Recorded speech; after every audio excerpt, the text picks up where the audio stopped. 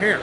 You look at the insurance end of it, you're waiting weeks, months, sometimes 5 years for an appropriate repair. It's been over a year. I have to wait like 3 months. My wheelchair is out of date. It's got a broken arm. You don't find yourself going places because you worry about your equipment working or not working. What we have is bureaucrats and shareholders telling individuals with disabilities that they need to live their lives. The Mobility Independence Foundation is giving people back their independence by releasing open source wheelchair designs for free. Completely free and accessible for anybody to download the plans, find the parts, the catalogs. Networking with nonprofits that already exist to repair wheelchairs, they can also build these designs. So if they want to build a wheelchair for somebody, we can give them the money to do that, as well as the designs, the product list of the parts, and then it's 2 months instead of 2 years. Most good equipment is completely unaffordable, and the affordable equipment often is still very limited. And then what is approved by insurance? The number of times that I've seen someone decline in health because of that weight, It should be illegal. I'm glad you're doing what you're doing. I'm just sick of watching people die over equipment that we can easily provide. Go to themif.org for more information.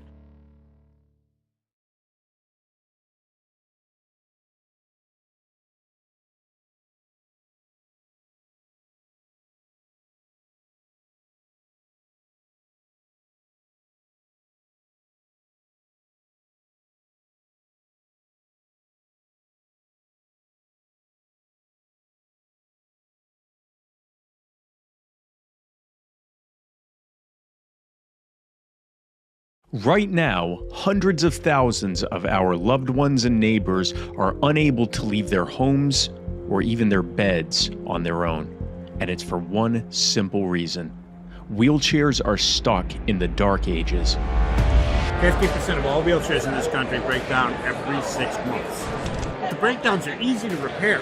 You look at the insurance end of it, you're waiting weeks, months, sometimes 5 years for an appropriate repair.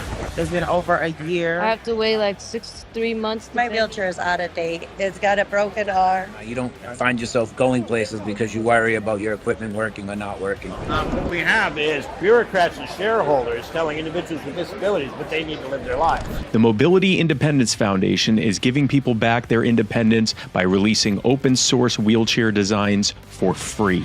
Completely free and accessible for anybody to download the plans, find the parts, the catalogs. Networking with nonprofits that already exist to repair wheelchairs, they can also build these designs. So if they want to build a wheelchair for somebody, we can give them the money to do that, as well as the designs, the product list of the parts, and then it's 2 months instead of 2 years. Most good equipment is completely unaffordable, and the affordable equipment often is still very limited. And then what is approved by insurance? The number of times that I've seen someone decline in health because of that weight, It should be illegal. I'm glad you're doing what you're doing. I'm just sick of watching people die over equipment that we can easily provide. Go to themif.org for more information.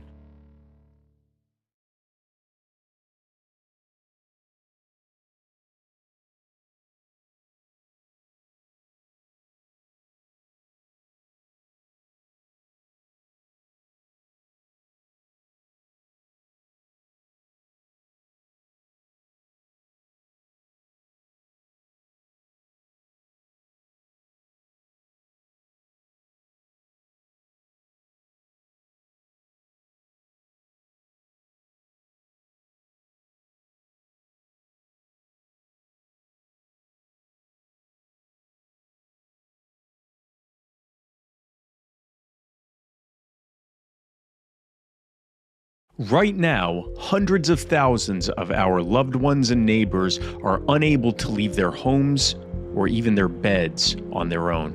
And it's for one simple reason. Wheelchairs are stuck in the dark ages. 50% of all wheelchairs in this country break down every 6 months. The breakdowns are easy to repair. You look at the insurance end of it, you're waiting weeks, months, sometimes 5 years for an appropriate repair.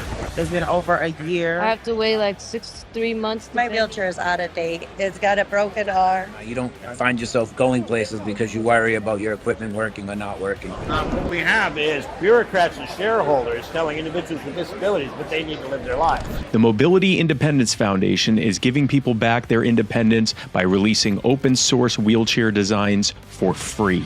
Completely free and accessible for anybody to download the plans, find the parts, the catalogs. Networking with nonprofits that already exist to repair wheelchairs, they can also build these designs. So if they want to build a wheelchair for somebody, we can give them the money to do that, as well as the designs, the product list of the parts, and then it's 2 months instead of 2 years. Most good equipment is completely unaffordable, and the affordable equipment often is still very limited. And then what is approved by insurance, The number of times that I've seen someone decline in health because of that First of all, the weight. ballot access committee during this time was functional Sick for a of while. watching people die. It's sort of Equipment committees that we to can greenhouse easily provide. gas, I think, Go to the MIF.org for more information. Is about when the committee, chaired by Dustin Nana, stopped meeting really at all. And of course, the ballot access work was done for 2024, so there wasn't an immediate need to do that. There wasn't an immediate need to continue to function. This year, we've only had one expenditure of $10,000 from the LNC. That was for the petition drive in Arkansas. That I don't think we've been formally certified by the Secretary of State of Arkansas to have ballot status for 2026, but based on the history, and I know Michael Pacco, state chair, is a very experienced hand. This sort of thing, that should be, I would be very surprised if that was ruled unsuccessful by the state of Arkansas. So that's good. I also want to point out, New Mexico notwithstanding, we're spending a hell of a lot less on ballot access than we used to as a political party, and it has and we've continued to achieve good results. Of course, we're starting from a higher place than we used to in terms of number of states where we have ballot status, and we've got to continue to work to maintain that number and even to increase that number. It's getting very expensive to petition out there these days. We've got a problem in Maryland right now where they've been paying, well, initially the Maryland party wanted to pay $2 a signature and see if anybody would bite on $2 a signature. Well, to petition, nobody did. And then they went to $3 per signature. We're going to give $3 a shot. No takers.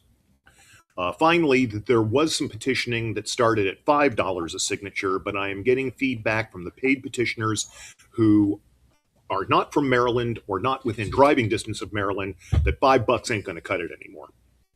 Hotels, and we're not reimbursing expenses. It's a flat $5 per signature.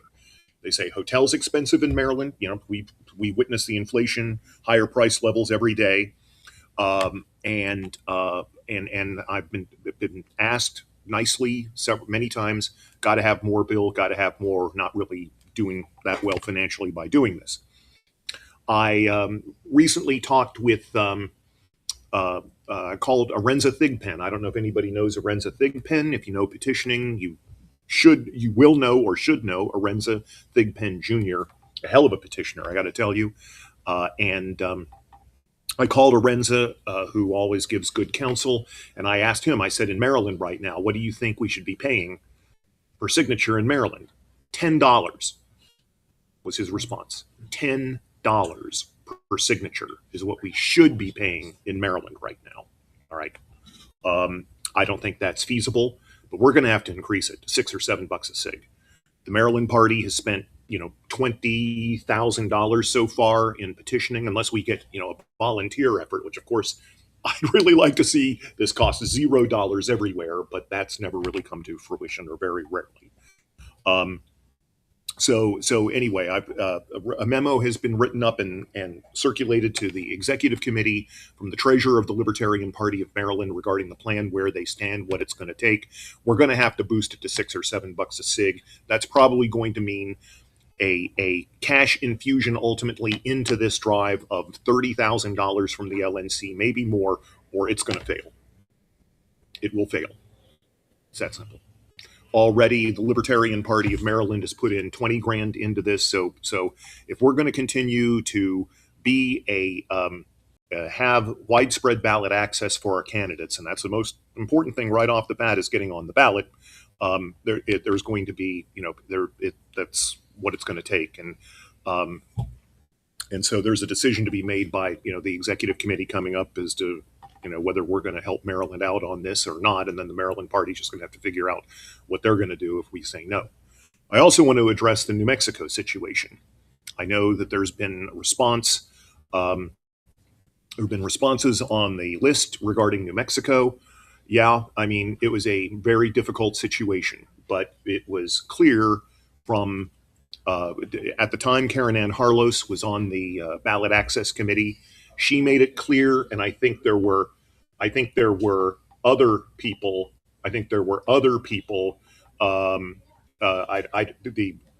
Basically, the word was, we're not going to let this fail. We're not going to let this fail, no matter what the cost was the word at the time from Karen Ann Harlos. I think that was backed up by the executive committee at the time. That was the marching order. Had difficulty finding people to go to New Mexico. I went at $10 a sig. I went out there, I paid for my own hotel. I walked the streets of Albuquerque, New Mexico for 8 days petitioning. It was hot. It was difficult. And it was just difficult situation, but we made it. Adrian Malagon went. God bless. We wouldn't have made it if Adrian Malagon wouldn't have gone. I know that. Maybe they would have made it without me. Not sure one way or the other. There were other petitioners. I'd named them in the report. I don't think I missed anyone. Unfortunately, I mean, running petition drives, I'm just going to tell you, as Paul Jacob once said, one of the people I first met when I came into this party, really became an activist in the mid to late 80s. And things change. I mean, with petition drives, eggs get broken. I mean, if you can find somebody who can run a petition drive without eggs getting broken, replace me with that person, please.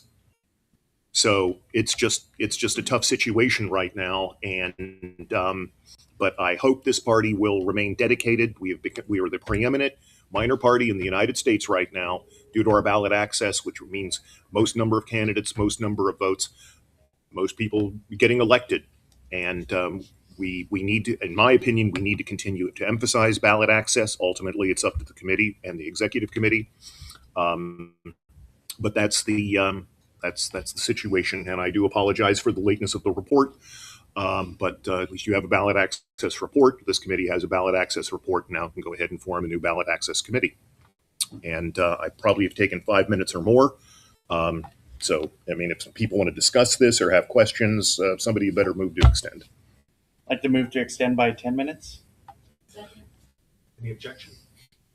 Hearing none, we are extended. Okay. So I'm open to if anybody has any questions or comments, wishes to discuss ballot access further. Mr. Ford. Hello, everyone. I want to be positive here. So we have some affiliates and some groups who were successful at petitioning. Others, not so much. Is there any trait, or is any of these folks and the people who are successful at petitioning that we can bring in-house this next year? Because there seems to be a wide divergence. I don't know. I mean, we've got affiliates. I mean, we have, look, Rhode Island needed 1,000 net SIGs, but we needed paid petitioners to do it. 2,000 net SIGs. Couldn't do it all volunteer. I mean, it's a bad situation if a state affiliate can't do 2,000 or fewer signatures all volunteer. But that's what we're running into now. Is that what's the difference? I think there is a difference time you won't try and be unsuccessful? I'm not sure there is a difference. So, you know, does it really matter ultimately? If they're not going to do it, then what are we going to do? You know, I've been trying. I can tell you, legitimately trying. I've been petitioning since 1988. I've been doing this for 37 years. I don't know the magic formula to get the members of the Libertarian Party out to do this on a volunteer basis to enough to get the job done. I don't know. I don't know the answer. I've been looking for 37 years. So I don't know what to say. I just comment on a question. To be fair, no one does. Republicans and Democrats, Greens, even the Young Americans for Liberty pay people to go petition. Nobody's been successful at doing that. That's true. That's the Green Party now. There's an exception to this, and that is, as far as I know, all I know is what I hear, is my Aunt Sarah, who's the U.S. Senate in New York. 45,000 net stakes in 6 weeks, if she finds people who go out and do it. Although there is a large expenditure for incidentals. Yeah, I've talked with her about this. I mean, there is. It's not like it's total. The cost is zero here. There is cost for incidentals. But I'll give her and her people credit. From what I know, I haven't been in New York to observe this myself, but she actually activates people to go out and petition. I did see the sheriff actually with, incredibly enough, MAHA on one hand and the Party for Social Liberation. And, you know, I know a lot of politicians, so my rate was high, probably got about 400 signatures. They are, those organizations, both are purported with PSL in particular, 18 to 25-year-olds, MAHA, 20 to 70. Mm-hmm. They've got emotion into it. I don't have any answer either. Right. You and I have been through this in battles. Oh, yeah. Rhode Island's the last state in the nation for presidential petitioning. And there were years when Rhode Island was going to be the difference between whether we got it or not. Mr. Worthen? It's my understanding that petitioning is just as much or more about the candidate as it is about the party. And you mentioned MAHA. MAHA had an incredibly successful time in Colorado at petitioning for ballot access. If we had a good candidate like Bobby Kennedy, for example, would that make the difference in petitioning for ballot access? In terms of response from the public, I'm very skeptical of that. Perhaps in terms of stimulation of volunteers, the candidate may make a difference. But in terms of the acceptance rate from the public, I'm skeptical about that. Mr. Worthen? Or, I mean, if I may, well, no, go ahead. I'm sorry. No, you go ahead. Mr. Ripeth, about how much was spent, or if you have the exact figure, how much was spent on the New Mexico ballot initiative last time around? It was 54,000. I think that it was in the report. I want to say 54,590 off the top of my head, according to records that the accountant emailed me, and I went down and some of the names I saw, and then in this spreadsheet it was noted NM petitioning, and some of the names I recognize, like Arthur Kirshen. Right, he petitioned in New Mexico. I'm not aware that he petitioned anyplace else, but that's what it added up to. It was like 54 grand. I think this would be, I failed to mention in the chair's report, but about a week ago, Paul Dar and I met with Lars Mapstead. And as you may know, Lars runs an organization along with Oliver Hall and Larry Sharp and others, where they have draft legislation for all 50 states that they're trying to get pushed through the legislature that would essentially open up much easier ballot access for third parties like us.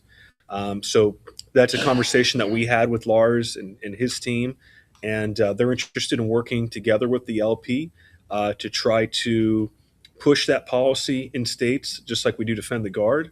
So if we have states that have members where they have good relationships with their legislators, they can be active in pushing that through committees and getting it sponsored. So I said that the committee is probably interested in pursuing that. So I did want to let everybody know that that's something that we're going to be looking into and seeing what that might look like in practice. But I think approaching ballot access from the legal perspective and going through the legislature rather than the courts or through petitioning is a long-term strategy that we need to adopt.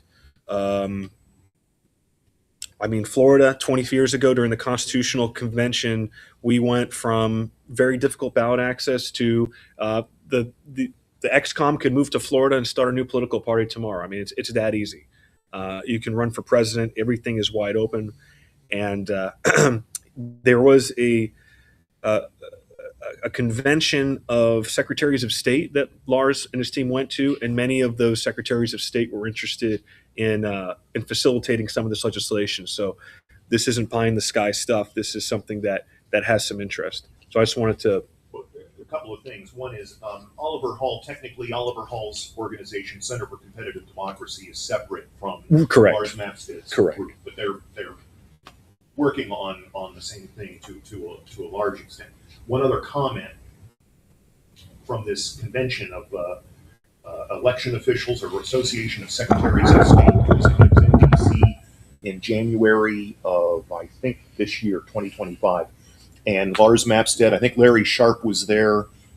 Several people were there lobbying these state elections officials, and what they said was is that the people from the states that were so not great but not bad were more receptive to the message of liberalizing ballot access laws, but the people from the states that were really bad knew they were bad and didn't give a damn.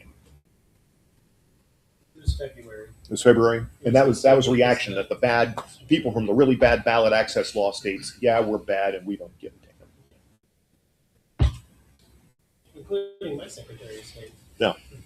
Lars had a really not great conversation with him. Okay. And that's about not surprised. Right. Your Secretary of State member? Yeah. So anyway. My last question, sir. Is it appropriate at this point to take what, I know the funds are limited, and allocate some of them to supporting legislative activism? I've been at it for actually probably 10 years in around, 3 years having a bill, 2 years having an endorsement for the Secretary of State. And despite all that, I still have to go up onto what we call Halitosis Hall a couple times a week when they're not in session and literally press the flesh. The issue I don't think is the legislation or the intent of the legislation or how well it's written. The real issue is what states and what affiliates have boots on the ground that have active contact and working relationships, not just with a handful of legislators, but legislative leaders. Pat, you bring up an excellent point, I think. You really do. And Richard Winger talks about this as well. And I do think that we need to try to get that activity stimulated in as many state parties as possible and to get the chair or the executive committees, the state board, the LNC equivalent at state levels to try to get their members stimulated to take this problem to their state. It works sometimes. I mean, I think there are really difficult situations, Mr. Secretary. You've spoken to the situation in Indiana being difficult. I moved out of Illinois partly due to its horrible ballot access laws. There were other reasons, believe me, but you know, that was a situation where I had one legislator oh yeah, I agree, blah blah blah, and then turned around and made things worse in legislation, right? Shortly thereafter. So there are going to be very tough nuts to crack, but in some states we have had lobbying success, and I think we can have more. All right, we are at time. Is there any desire to extend time? All right, well, seeing none, thank you very much for your report, Mr. Redpath. Next up is EPCC. Ms. Cowart, you have 5 minutes. I'm going to do 2 reports in 5 minutes. I'll start with EPCC and then I'll follow that up with FSC. Employee Policy and Compensation Committee, that's chaired by Mr. Andrew Watkins, who wasn't able to make it today. Also on that committee is Mr. Foss. We are meeting on a monthly basis now, and we are working with Executive Director Hannah Kennedy just to keep up to speed on everyone who is part of paid staff, everyone who is a contractor, making sure that we are keeping contracts up to date. Most recently, since we're in fourth quarter, worked with Ms. Kennedy to make sure that annual performance review process was running smoothly, make sure that we've understood what that process looked like. Also, working with Ms. Kennedy, because as you know, she's having a baby right now, to understand what the plan was going to be while she is out, or at least at very limited capacity for a certain period of time, and kind of what that ramp-up period looks like. Other than that, as far as any material expenditures, there has not been any material expenditures approved by the EPCC other than we just approved for identified regular staff and contractors. But other than that, it's running fairly smoothly right now, and not a whole lot to report. I'll go ahead and just move directly on to FSC, if that's okay, and then I'll just take questions on whatever at hand. FSC, of course, this is a new committee that has been formed, so Financial Standards Committee. I'm the chair along with Treasurer Redpath and Mr. Neville. What we have been doing is just kind of starting to get ramped up. For example, just basic things like starting to work on a committee policy manual. So we did. It started on that. We've got access to all of the bank accounts, QuickBooks, and everything. Mr. Neville is working on a monthly review process. As you know, in the policy manual, we're obligated to do a review no less frequently than quarterly, but preferably on a monthly basis. So Doug has been working on putting that together. Those things we had to kind of pump the brakes because then our focus turned on getting the 2026 budget ready. So we had a series of meetings over the past few weeks, inviting also our officer corps to that meeting to start working on the budget, which we will be talking about in depth this afternoon. But game plan is once we are on the other side of budget to return back to kind of getting our rhythm going with the Financial Standards Committee and kind of establishing those processes and getting the policy manual completed. We have been approving some expenditures. So as you know, policy manual says anything that's going to be, more than, $600 a year that's not under the purview of the EPCC or, kind of falls under that legal bucket, comes to the FSC for approval. And so we have made some approvals. So one of those was the Iron Light investment that Chair Nikayla mentioned earlier today, as far as the data cleanup. And then, of course, the Miles Press, so the mailers that he also mentioned. So kind of that, 10x, return on investment. That was something that we approved as well. Also needed to beef up Zoho. That way, as we are doing our data cleanup, we are able to do more outreach based on that clean data.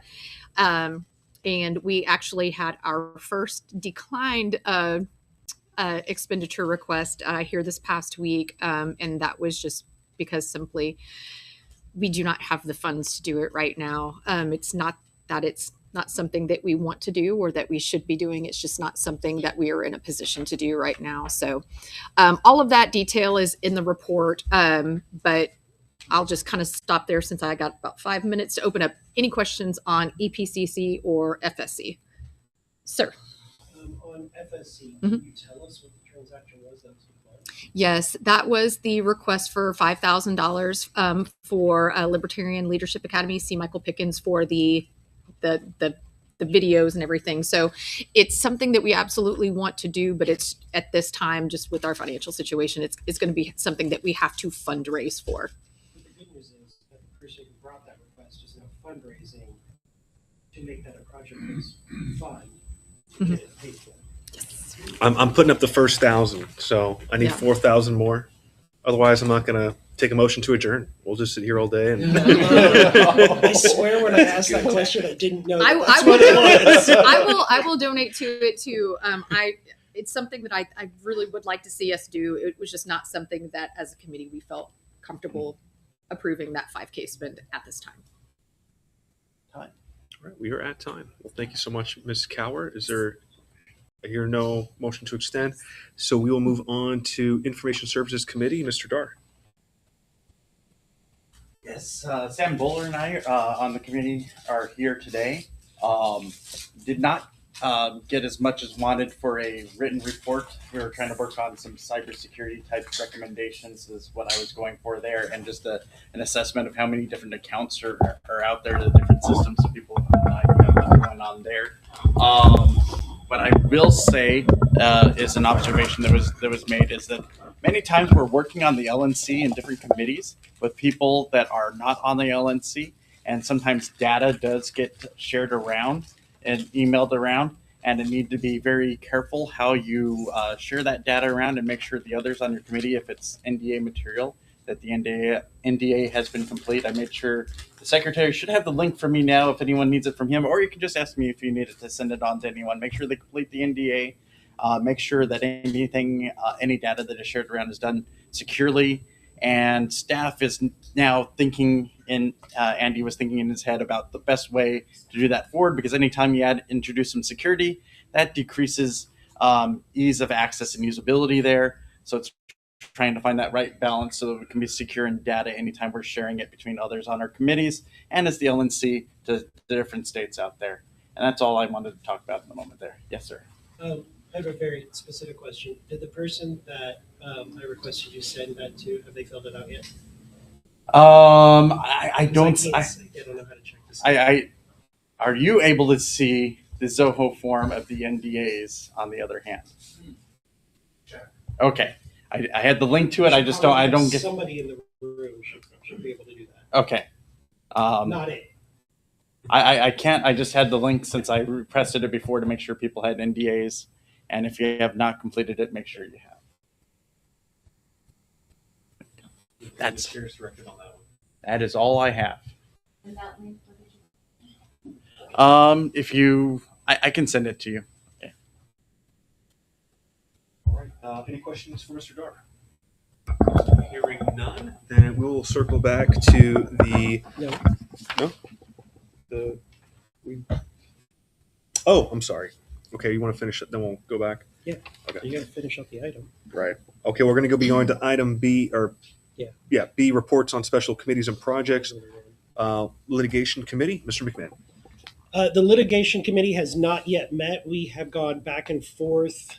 Basically, each of us has asked when the others are available.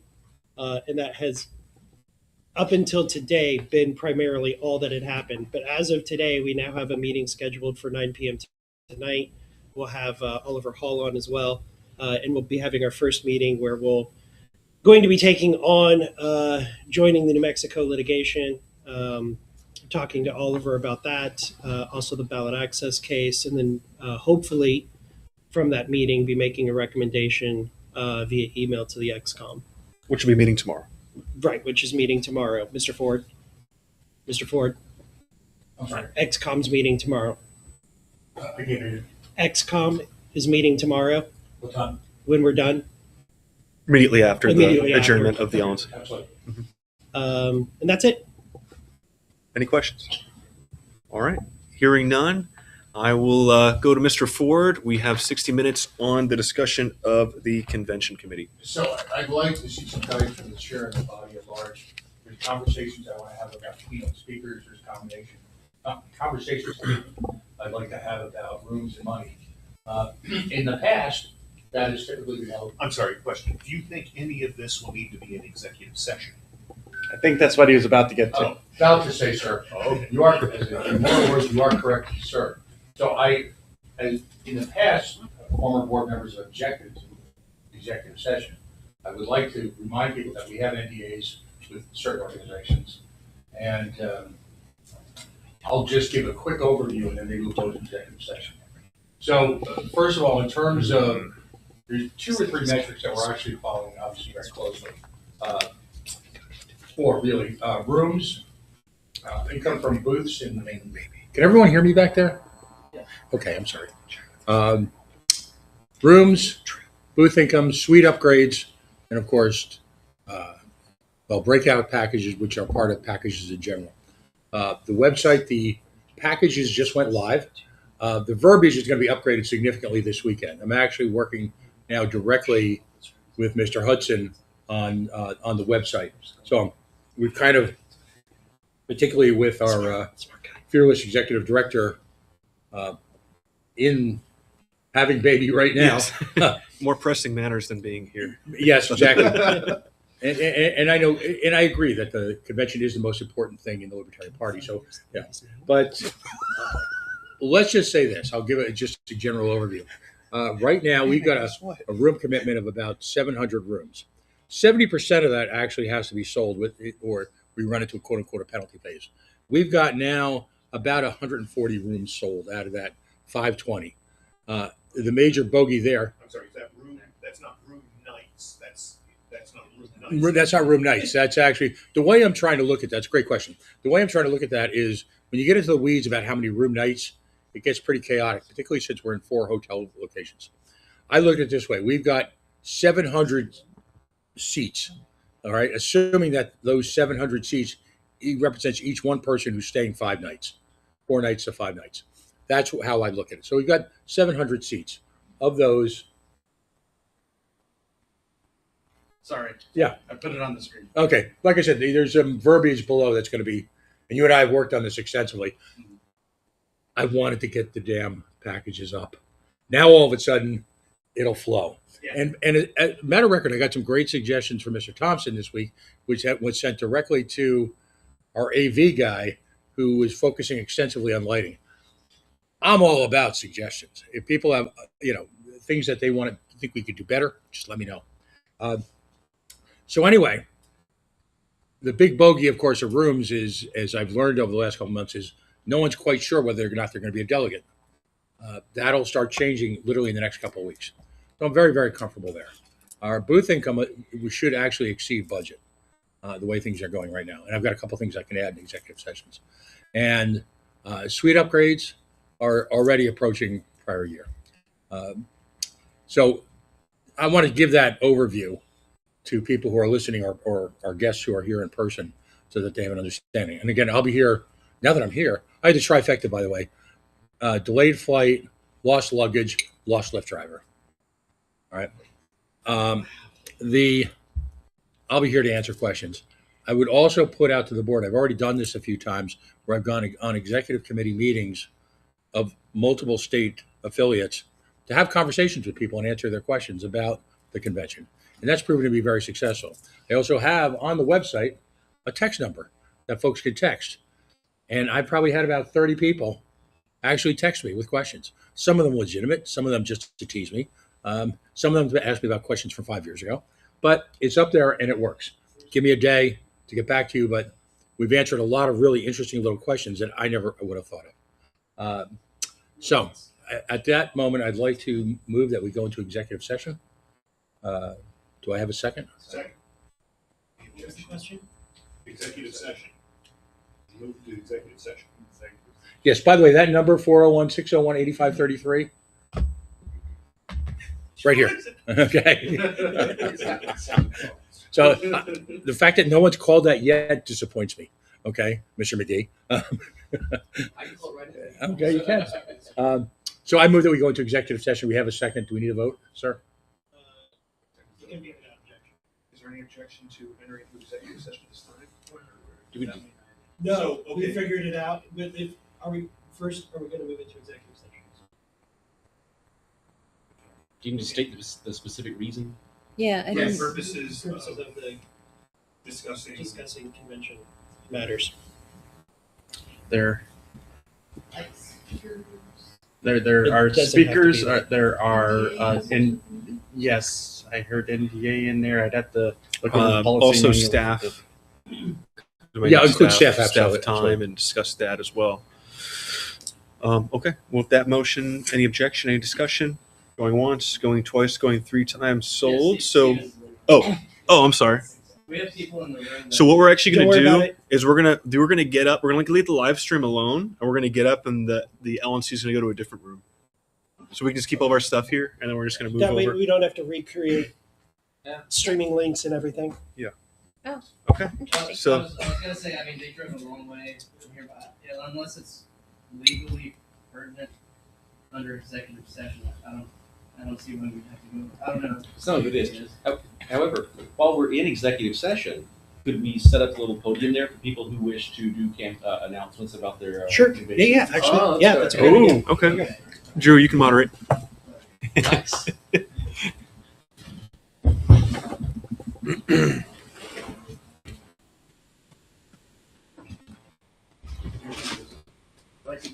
Yes. Right now, hundreds of thousands of our loved ones and neighbors are unable to leave their homes or even their beds on their own. And it's for one simple reason. Wheelchairs are stuck in the dark ages. 50% of all wheelchairs in this country break down every 6 months. The breakdowns are easy to repair. You look at the insurance end of it, you're waiting weeks, months, sometimes 5 years for an appropriate repair.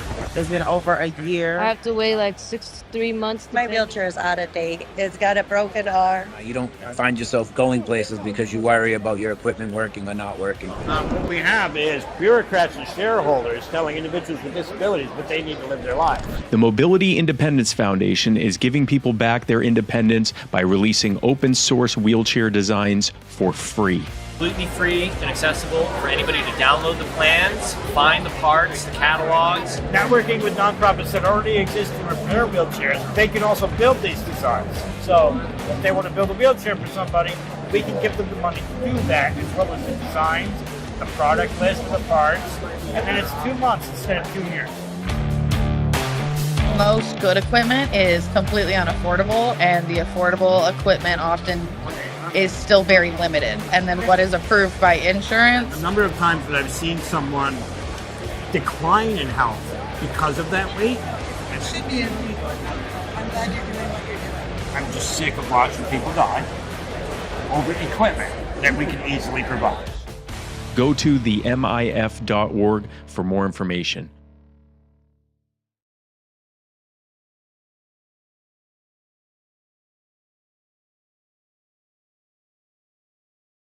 Convention, which will be happening January 23rd through the 25th, 2026 of next year at the Westin La Paloma in Tucson, Arizona. It's a resort and spa.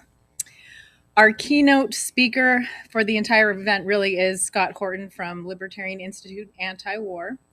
But we have events that are happening both the day before, Friday, and the day after, which is Sunday. So I wanted to highlight some of those. The Friday events are hosted by our local Pima County Libertarian Party. So we have 2 events. One is the Libertarian Roast by Larkin Rose. And we have a lighter Gaslight Theater musical melodrama.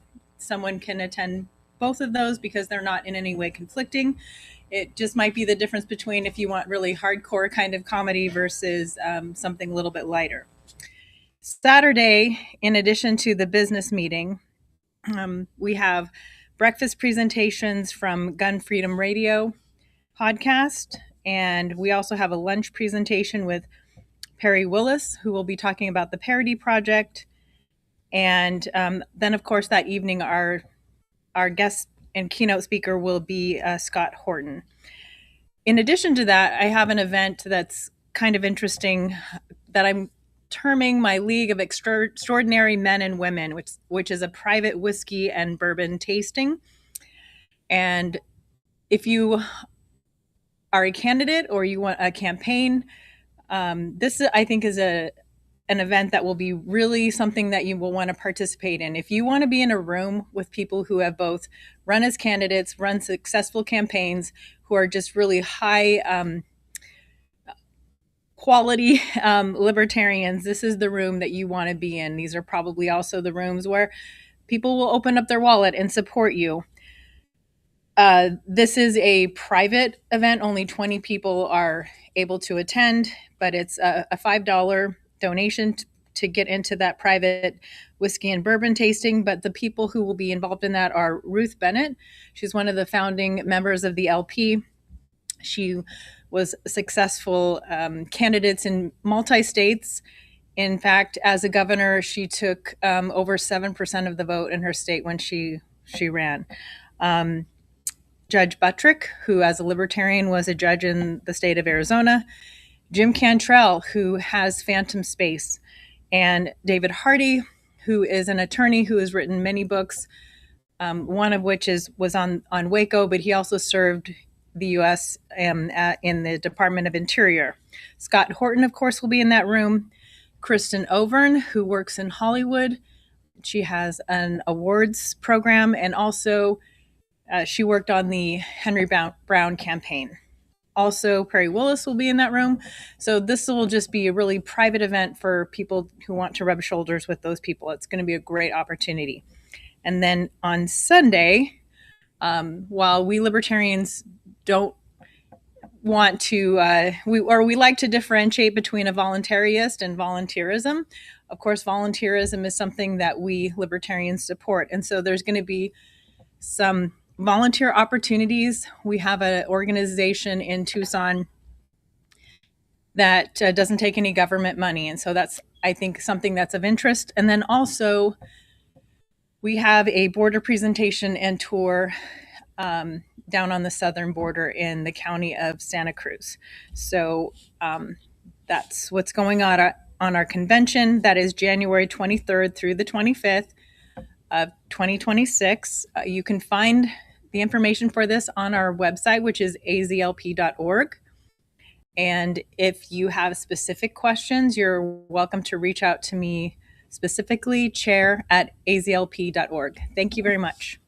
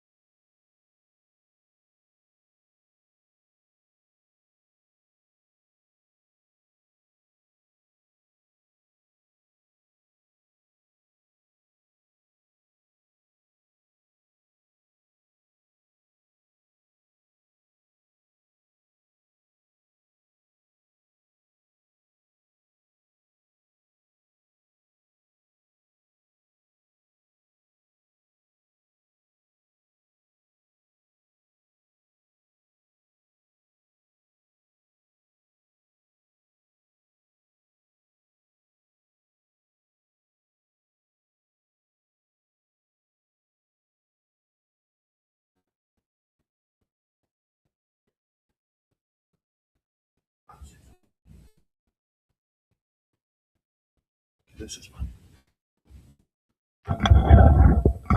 Hello, everybody. I just want to give a quick shout out to the quickest approaching libertarian candidate that's going to be having their election in just 12 days, or 10 days, actually. It's Saturday now.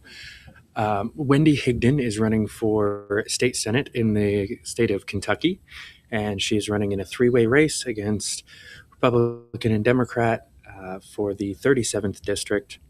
She is a great candidate. She's run for office before as both a Libertarian and a Democrat, and she was the founder of the Louisville Tea Party and has a fairly well-established reputation in the area with the political climate. So she is running in a race against a Republican who has already crashed and burned his campaign and a Democrat who is currently the favorite to win. But the other factor here is that we have a much higher than average Libertarian voter registration in that district. And with it being a special election, the projected voter turnout is extremely low. So we're looking at probably about 1,200 people coming out and voting, and we have about 400 registered Libertarians in the district, which is already a third in a three-way race, right? What we're really trying to do right now is get yard signs and mailers and social media ads out to target those other voters who are likely to actually show up and vote, but might have been considering voting for the extremely misogynistic Republican candidate or the Democratic candidate who has also had a few scandals and things. And we are just trying to push at those attainable votes to eke out that win by just those couple more percents. So if you guys want to learn more, you can go to wendy4ky.com. If you'd like to help out with the financial aspect of it, again, what we really need is to send out those mailers, which means raising about another $1,500 in the next week. Go to wendy4ky.com/donate. Help us out there. We'd really appreciate it. Thank you so much. Have a good day.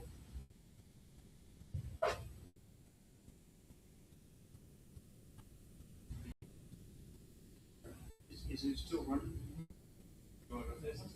Yeah, can I go say what I said earlier today? Yeah, were you here earlier?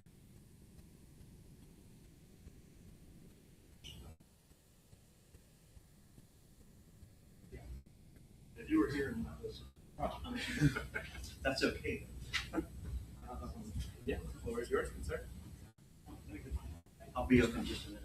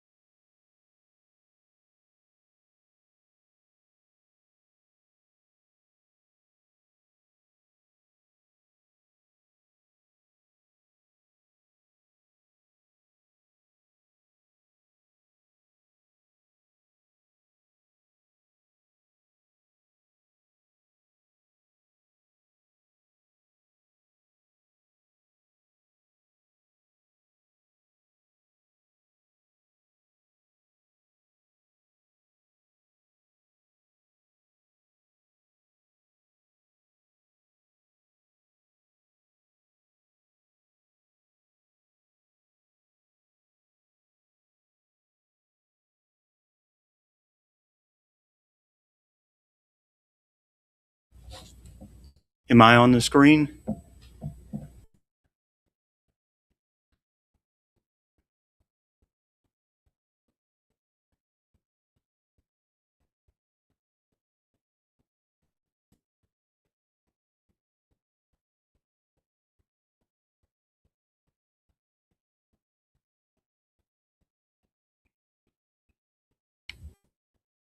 Yeah, I see myself. Okay, the sound's working. Okay, hi, my name's Wes Benedict. I'm from Austin, Texas, and I want to welcome everyone who came to Texas to watch this LNC meeting, or those of you watching it on YouTube. Here in Texas, it's really nice. Our governor, when COVID was a big scare, our governor only shut down our churches and schools and took away our constitutional rights for like a medium small amount of time instead of a real long time like California. So a lot of states had shutdowns worse than Texas, but still, Texas, the governor should not have the right to just say, hey, there's a pandemic happening. You no longer have the right to travel or do whatever you want. The Cato Institute ranked Texas, the state of Texas, 50th out of 50 states on personal freedoms. So I always remind people that are visiting here, if you feel like you need some more freedoms and you need to go gamble, you can go east to Louisiana, or if you need some medical marijuana, you can go up to Oklahoma, or if you want to have a really good time, you can head south down to Mexico. For those of you that haven't met me before, I served as the executive director for the National Libertarian Party for 8 years. It's a lot of work working for the party and serving on the Libertarian National Committee. It's expensive to come to these meetings. Most of all of us are volunteers working for the party. Most of you are volunteers working in your states. I know the party's been through some very rough times for the past several years, and after having worked for 8 years as executive director, and that's longer than anyone else served, and being a volunteer and asking many people throughout the nation to give their time and give their money and to run for office and all that entails, I'm disappointed to see the party sliding backwards and downwards. And for that reason, I'm announcing that I'm going to run for Libertarian National Committee chair at the upcoming convention in Grand Rapids. I served as executive director from 2009 to 2018. And then after leaving, I continued to be an activist for the Libertarian Party. I recruited a whole lot of candidates. I've got a booklet here that lists the number and how many we recruited, but I worked with the Libertarian Party of Mississippi to recruit a record number of Libertarian candidates in Mississippi. I worked with the Libertarian Party of Alabama to get a record number of candidates running for office there. Same thing in Arkansas, a record number of candidates we recruited and got to run for office in Arkansas. And I also helped recruit some candidates in Virginia. Probably one of the most significant things I've done for candidate recruitment is in 2021, we recruited a whole lot of candidates to run for local offices. These are partisan offices in Pennsylvania, and we had a record 174 Libertarian candidates won their elections in 2021. It was a whole lot of work. The way you get people to run for office is first, you got to let them know that you want them to run for office. And you do that with the email newsletters. We send out a whole lot of snail mail. You always want to mention it at your county meetings or your state conventions. And then when you start having people stand up and file for office, you start making a list of those people. Publish it in your email and newsletters and say, hey, we've got these 5 people running. We need 95 more to fill up all the slots. Running for office is the biggest thing that you can do to help promote the Libertarian Party and our principles. And that's whether you're running for something where you might win the election, or whether even if you're running for an office where it's probably a very slim to no chance that you'll win, still, if you go out there and get 1, 2, 3, 4, or 5% on your election, that helps to publicize and promote the Libertarian Party and its principles. And sure, the 174 that got elected in Pennsylvania, many of those were able to serve in office, and hopefully they implemented some libertarian policies. But the hundreds of candidates that we have run for office every election cycle that don't win, they publicize our issues, but they also put pressure on the incumbents. So there are many examples throughout the nation where candidates have run, pushed a particular issue, and later on down the line, Republicans and Democrats adopted those issues. And they probably wouldn't have even been talking about them if there hadn't been a Libertarian for governor or U.S. Senate up there pushing these issues. I know we had some candidates in Alabama run who and it's very hard to get on the ballot in Alabama. But one year, a few years ago, we got the ballot access. We paid all the money, got all the petition signatures, and we encouraged the candidates to push for repeal of the grocery tax. And we didn't get elected. We didn't win those elections, but we publicized that idea. And later on, the Alabama legislature I don't think they totally repealed the sales tax on groceries, but I think they lowered it. And I don't think they would have even been talking about it if we didn't have libertarians running in all those positions. Of course, we've always been known for trying to end the war on drugs and legalize marijuana. And when I first joined the party in the late 90s and then was an activist in the early 2000s, every time I would say we are for legalizing marijuana, everybody in the audience would kind of giggle and laugh. That was like an absurd thing that was never going to happen. It was funny. I think it conjured up images of Cheech and Chong movies that we all remember that were very funny indeed. But that people said libertarians were not a realistic, a serious political party because we pushed that issue. And then sure enough, these days, I forget the number of states where marijuana is actually legal, but it's actually legal for recreational use in many states, for medical use in many additional ones. And more states are changing every year or two to be at least softer on the penalties on marijuana use. And again, I think that's, Democrats, their platforms now endorse legalized marijuana.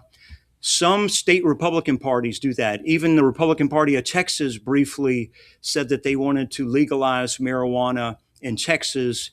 The legislature, the Republican-dominated legislature here in Texas, actually went so far as to pass a law that was going to legalize marijuana, or at least significantly reduce the penalties. And I think the Senate killed it, but it's very remarkable that a Republican-dominated House of Representatives in a conservative state like Texas is willing to do that. And that's because so many libertarians have spent year after year after year talking about that issue. And a lot of Republicans and Democrats hate each other. They won't listen to each other when it comes to serious issues. But a libertarian can come out there and say, hey, libertarians were for smaller government, lower taxes, and freedom. And if you're a Republican and you say you're for lower taxes and for freedom, then you should support legalizing marijuana, because that lowers taxes. It means less people in jail, less money for jail, less money to pay for public defenders, to pay for the poor people who are the ones who are most likely to get arrested with possession of marijuana. So libertarians we've been making a big difference in public policy, in the debate out there. I think libertarians are the ones that convinced Republicans to become more anti-war. Used to be Republicans were always for whatever war was out there. They were ready to, send the troops and cheer. And sometimes Democrats were the only ones that would be a little bit anti-war. But it's another issue where libertarians have explained the anti-war position. It's a waste of tax money. It ends up taking away our civil liberties. It's hard to tell who are the good guys and who are the bad guys in foreign conflicts. Often there's a combination of both on both sides. And the best thing that America can do is have a non-interventionist policy and stay out of those wars. And again, I think it's libertarians who have stood firm on that anti-war, non-interventionist message that it has had a strong impact nationwide. And even when not winning elections, we've changed the minds of Republicans and Democrats on that issue. So I appreciate everyone who has run for office in the past and has been a supporter of the Libertarian Party. If there's one thing that you can do next year for the Libertarian Party, to me, the biggest, most important contribution you can make is to be a candidate, step up, be a candidate, and run for office. It's great if you're debating things on Facebook and talking to your friends, or going to your dinner meetings and talking about how much the government sucks or whatever. There's some value in that. But when you decide to be a candidate, that's instantly, it's almost like making a $10,000 contribution to the cause, because as a candidate, you now get your libertarian policies published in publications like those put out by League of Women Voters Guides. You know, they put these out at libraries or online, and it'll have the libertarian position in there. There are a lot of organizations that do surveys that ask your positions on things, and they publicize those to their members. And it's even good to fill out the ones of the organizations that probably are against you, because you want everyone to hear libertarian. You want to see that we're for lower taxes, for the right to own guns, we're for legalizing marijuana, we're for the right to gay people to get married if that's what they want. We stand up for freedom for every issue, and we want our friends to see that. We also want our enemies to promote the fact that we have these views, because sometimes we change their minds as well. It's running for office. We wish we got as much news coverage as the major party candidates. You know, I wish I could say libertarians would be on CNN all the time or Fox News or whatever. We don't get as much coverage as the Republicans and Democrats, but most candidates that I've worked with do get 2 or 3 interviews at a minimum from local newspapers and television stations, and some get a whole lot more than that. Certainly, if you're running for governor or U.S. Senate, you will get a lot of free press. We've had candidates for U.S. Senate in Texas actually be in live publicized debates that were broadcast by multiple public television stations in Texas. I think we don't always get invited. Sometimes they don't let us in there, but they often do. And if you were to try and pay for an infomercial on live television for a 30-minute infomercial or a 5-minute infomercial or whatever, that would cost thousands of dollars. And that's why I say that running for office, you get all of that free press, free coverage, and it's super valuable just being a candidate to run for office. Here in Texas, our deadline to file is actually this Monday, which is, what's that, December 8th or something? What's going to be Monday's date? December 8th? Okay. Yeah. Texas has one of the earliest deadlines in the nation. The procedure for running for office and the deadlines is different in every state, and some of them are as late as like August of next year. So if you're not in Texas, you do have a lot of opportunities still to run for office and file. Again, the date today is December 6th, 2025. Our deadline is in this Monday. So if any of you out there have questions about running for office, or if you have a state affiliate who used to run candidates and hasn't run any for a while and wants to get them up and running again, reach out to me. I'm always happy to train on candidate recruitment. There have been times when I've helped states do the actual candidate recruitment, which is a whole lot of work, but I probably can't help your state do a bunch of recruitment, but I probably could help train some of you on how to do a bunch of candidate training. And also, if you're new with the Libertarian Party, or you're wanting something that you can give to folks to learn more about the Libertarian Party, I wrote this book. I think I published it in like 2012. It's about 10 years old, but most of it's still relevant. It's called Introduction to the Libertarian Party. And I know a lot of people write books themselves, and a lot of those books suck. But many people have told me this book doesn't actually suck. And besides just my friends and family, I mean, strangers have emailed me and said, "I got your book, man. It really makes sense." There's a whole lot of books out there about libertarianism in general, the philosophy. There's a whole lot out there about that. You know, how do free markets work? Why does the Federal Reserve suck? Why should we stay out of wars? Why are civil liberties important? This has just a very little bit about that. What this really talks about is, how does the Libertarian Party work, and how can you be an effective candidate and an effective volunteer and an effective activist for the party. So it talks, so just some of the things from the By the way, I'm just feeling dead time because there's no. Anybody else want to talk? I'm getting all this free time. I'm just feeling dead time because the Libertarian National Committee is in executive session. So if it's your choice is between watching me and the blank screen, right? And if y'all don't publish this all in the actual archives, that's okay. It's not necessary. But anyway, all the responsible people have left the room. They left the mic and camera on. And so I'm just taking advantage of the situation. The contents of the book, what is a libertarian? Libertarians on 25 issues. What does a libertarian government look like? Are libertarians too extreme? Republican hypocrites, Democratic hypocrites. How many libertarians are there? The Libertarian Party platform. And then I go into the world's smallest political quiz, history of the Libertarian Party, how the Libertarian Party is organized, how I won my first county chairman position. The answer is nobody else wanted to do it. And that's pretty much how it always is. If you want to be a county chairman, or even if you want to be a candidate for whatever office, usually if you're willing to stand up and do it, you will be that person. Because it's work. It's not really a reward other than you did something for a good cause. Why run for office as a libertarian?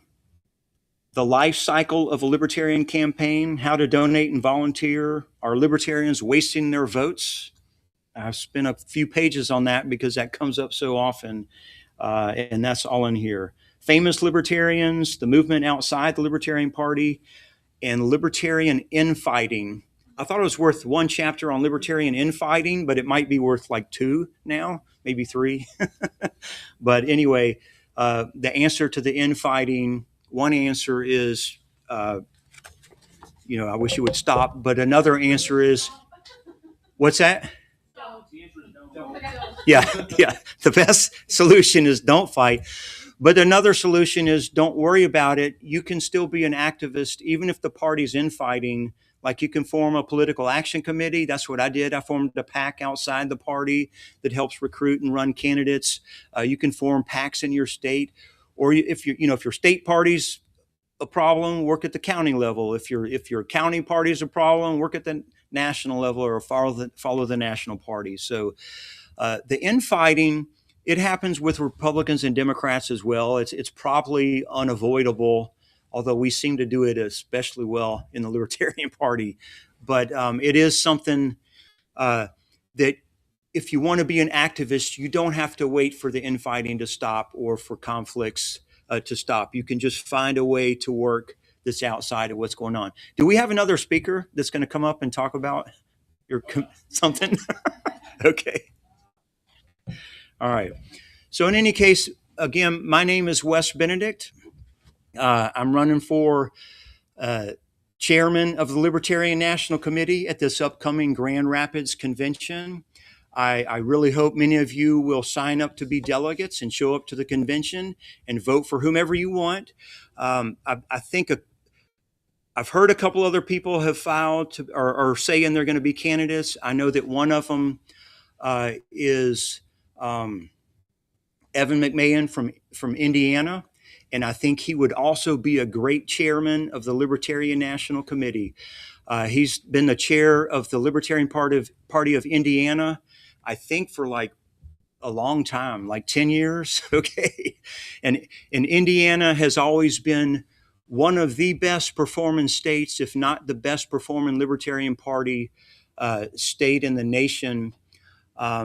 Sometimes I think Texas is a little better, but Texas is such a much bigger state. If you're looking at a per capita basis, probably Indiana has for many years been the strongest Libertarian Party. They've done a great job. And I've worked with Evan McMahon over the years. He's been a great chair in Indiana. He's done great service to the National Libertarian Party. And if I can convince all of you to vote for him instead of me, then I won't have to do the job, and Evan can do the job. And that would be totally fine with me. The Libertarian Party, it's had its ups and downs. I'd say the last few years has kind of been on a downward swing. If you look at the number of candidates and the amount of money raised, I think we can turn that around. I'm very grateful that Stephen Nikala of Florida stepped in to serve as chair for a while here. I think he's doing a great job in a very tough situation. And he is one of those really, really good state chairs. He was a state chair of Florida for a while, and I know he had a lot of respect there and did a great job. And really the way the party is going to grow and be most impactful is to have a lot of strong affiliates all around the country with good county organizations and a lot of candidates running. And so I feel like I've been a part of the party in the past when that was the case. Again, I served as executive director in the Washington, D.C. headquarters, and then it moved to Alexandria to 1444 Duke Street for many years. When I left in 2018, we had, I think it was 16 people on staff. We used to publish their names and their titles on the back page of LP News that we would send out about 4 times a year. It was a newspaper publication. You know how some people sign up for the email list, and then and I get them from all these organizations, and I put filters on them, and it sends them to a folder, and I think I'll go read those emails later. I would guess that probably some people do that with the Libertarian Party as well. They set up a filter, and so they don't see all these announcements. And that is one benefit that something like LP News has, or snail mail or fundraising letters. Those publications reach the people at their homes of the ones who set up the filters, and the emails just go to their announcement box. I mean, I have a box called announcement in my email. Do y'all do that? I mean, and who knows how many times Reason Magazine and Cato and all these others have emailed me. I don't read them. They all go in that folder, and about once a year when I'm cleaning my computer, I go read a few of them real quick. And that's just normal human behavior, and that's why you sometimes want to mail something out as well, because people put these filters up, they forget it, they don't read email anymore.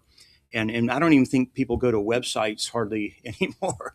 They do Facebook and some Twitter, but it's like the paper, you don't want to do it too often. I think we probably did it a little too often in the past. We had something called Liberty Pledge News. It would go out monthly to monthly donors. And the whole time I'm like, man, that's a pain in the neck to prepare to ship out. It's expensive to mail. And I doubt the people who get it really want to read something every single month. So I'm actually glad that publication was stopped by somebody after me. I didn't have time to argue with folks and say we should quit it, but but other people did that after I left. But anyway, you don't want to stop all of that snail mail outreach. It's still worthwhile doing some of it, particularly some of our older members or donors. That's what reminds them to donate again. And another thing with that direct mail and snail mail, so like I run this thing called the Libertarian Booster Pack, and on a typical day or even month, people don't just come out of the blue and donate. It's just, and same thing with the Libertarian Party. There are people who won't just go out there and donate. And even though I'd been emailing folks, emailing saying, please donate. And so every once in a while, I'll do a big mailing, a snail mail, printing out things like this booklet. I mailed this booklet to a whole lot of people with a return envelope to donate. And quite a few people send in donations by check or whatever, or they fill out their credit card information. But you might be surprised, how I said nobody just goes to the PAC website and donates out of the blue. A lot of people start donating online when they get that snail mail. So it's hard to track. Did they donate because they got the snail mail, or did they donate for some other reason? And so like when you're calculating the return on investment on a piece of snail mail, the numbers, the actual true numbers, the true effect is probably much higher than the numbers you're able to attribute reliably to what happens with mail. So I have a pretty good idea because I don't do a whole bunch of email and don't get a whole lot of donations unless I do a particular effort. So I'm able to go look and see how many people donated that I mailed stuff to, but they donated online instead of in the folder. So I'm glad to hear that the National Party is going to resume some of its snail mail practices, fundraising letters. Again, you can do too much. You can spend so much money doing it that it costs more than it's worth, and you irritate people too much. But for years, in recent years, the Libertarian Party has definitely not sent enough plain old-fashioned snail mail letters, and I think you'll find for membership renewal efforts that'll have a huge impact. So I'm just curious if the that meeting is almost over. It is essentially over. Okay, yeah. And that's why I was just here to welcome everyone and say hello. So again, my name is Wes Benedict. Thank you for your interest in the Libertarian Party, and we hope to see you in Grand Rapids in what is it, Memorial Weekend? Memorial Day weekend. Memorial Day weekend. The National Convention will be in Grand Rapids, Michigan. Thank you, and that's it.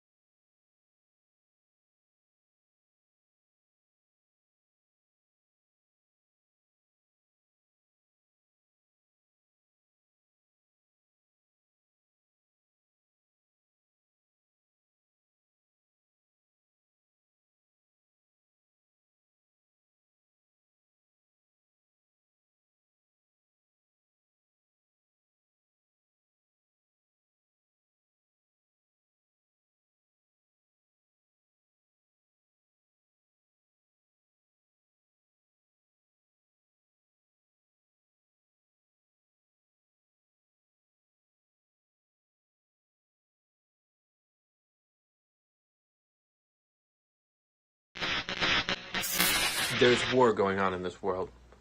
A war on freedom. He's acting outside of his authority by saying you can't put something that you want in your own body. That's your own personal choice, and can't nobody take that from you, you know? You're one of these taxpayers, and these are all your documents, and this is how we're gonna rob you. It's fucked up, man. It's more war, it's more spending, it's more debt, and it's less freedom. We don't do that here. Some people think that you can't be radical and pragmatic. This is what we need, is a pragmatic radicalism, not moderation. Hardcore radicalism, but smart.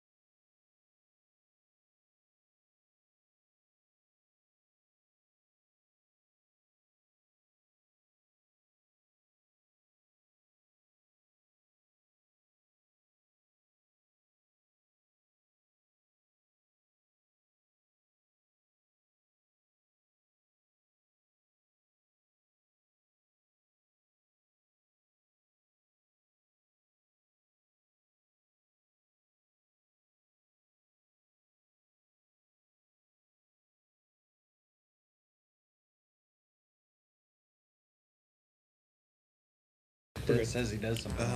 Where Yeah. were we? What time is it? 3:20. Okay. All right. 3:28. All right. It is 3:28 p.m. on this Saturday, December 6th. I'm calling this meeting of the LNC back to order. Orders of the day will have us at new business with previous notice. Item A is adoption of previous special meeting minutes. Mr. McMahon? Mr. Chair? Oh, go ahead. If I may, question, Mr. Secretary, this was the email you sent out with several sets of minutes recently? Correct. I move that this item be postponed until first thing tomorrow after attendance roll call. There's a motion. Is there a second? Okay. I was moving to move this item on the agenda to first thing tomorrow morning after attendance roll call. I'll second it if you want to speak to it. Well, I would like an opportunity to review the minutes. I have not done so yet. That's on me.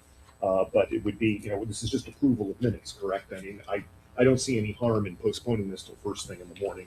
Mr. Secretary, maybe you don't agree, but I don't know whether you agree or not. But I would appreciate an opportunity to get a chance to review these minutes. I don't agree, Mr. Treasurer, because we, as things stand on the agenda right now, if we take every minute and no additional minutes tomorrow, we will not be done until 11:30. No, it'll be further than that because we added ballot access committee appointments at 15 minutes, so it would be closer to noon. I'd like us to have as little time as possible. I do believe that this should take less than 20 minutes. Okay. They've also been out since the first. Okay. They're perfect, I'm telling you. There were no mistakes. I believe you, pretty much. Fair. All right. Well, first, before we deal with that, we did have a motion that was seconded. That was the motion by Mr. Redpath. All in favor of Mr. Redpath's motion, which would be to move it to first thing tomorrow morning, say aye. Aye. All opposed, say nay. Nay. All right. The nays have it. Can't do all. It's just late. I move to adopt all minutes. Second. It's a Needs to be Point of- because point there's of- two. point of order. The executive committee minutes can only be approved by the executive board. Our intent was to do two motions, one for the whole board and one for the executive committee board present. I'd like to amend my motion to address only those things which do not concern the executive. Second. Okay. All right. So there's a motion to adopt all LNC special meeting minutes, nothing to concern the XCOM. That was seconded. So we are now on to discussion. Is there any discussion on this item? They're good.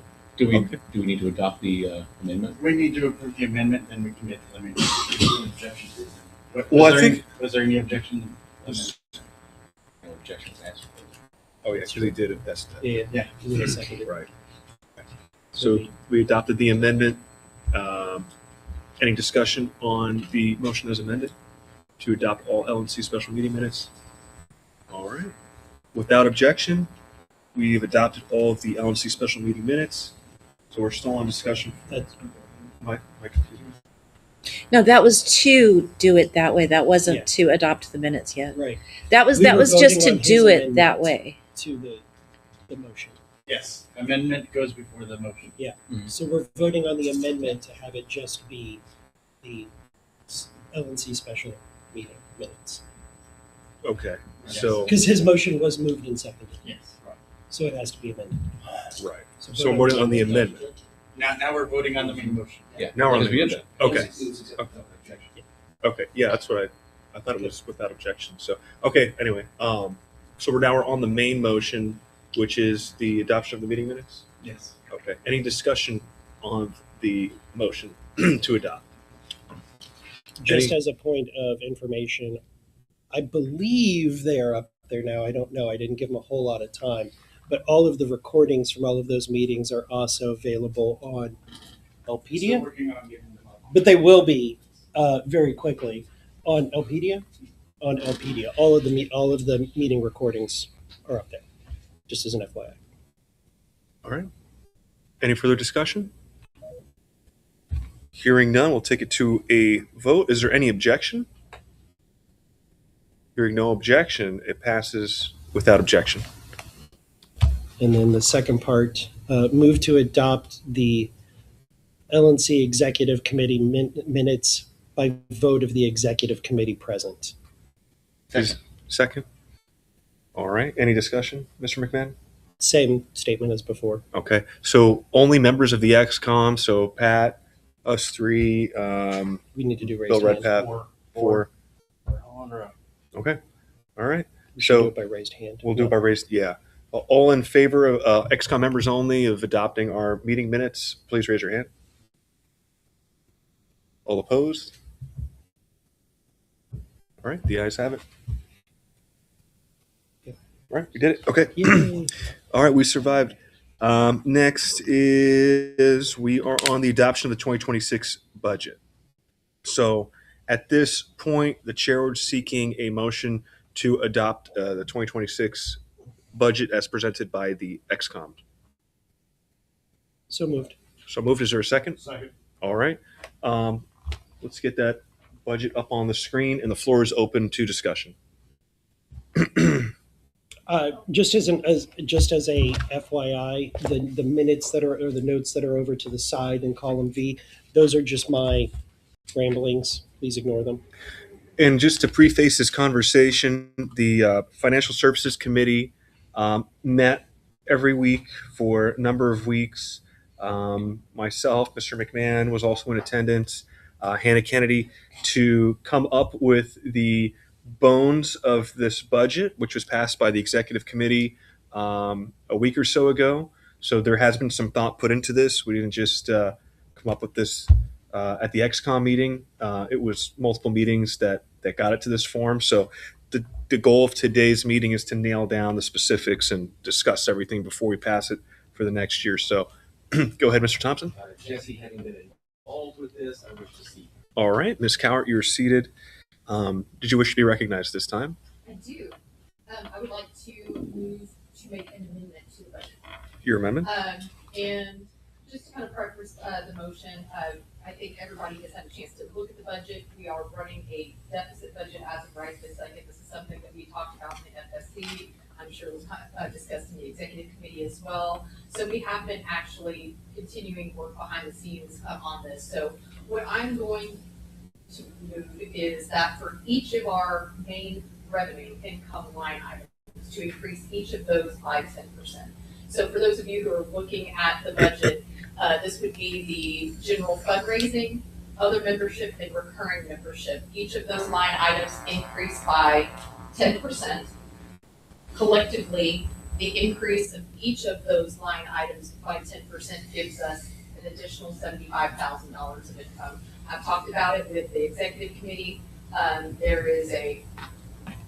We believe that is going to be a reasonable stretch goal. We are working very hard with, Carrie is doing a fantastic job. So we're going to press to increase each of these things by 10%. So. All right. I'll second that. Discussion?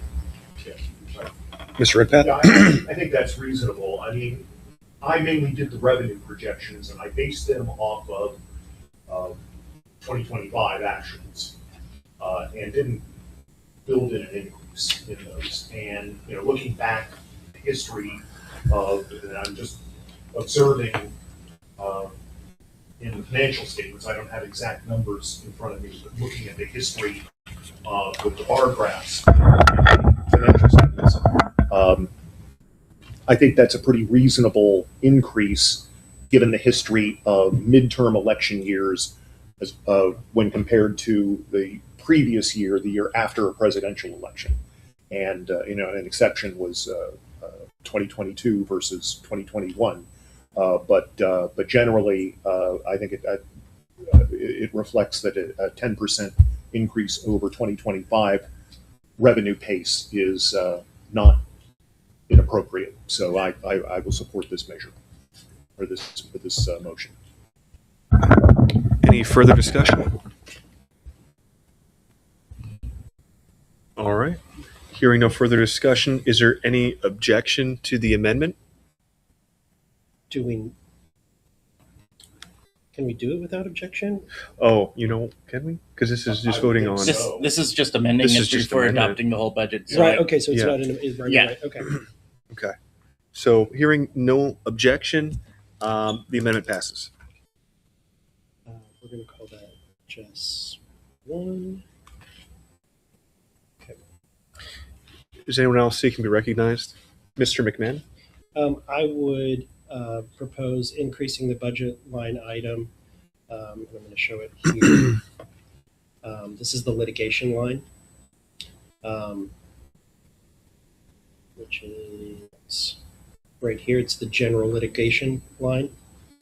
Increasing that by $25,000 to include now the D&O trigger from the recent filing. Is there a second? Second. I'm sorry, that's boosting that by 25,000? Yes. Thank you. Any discussion?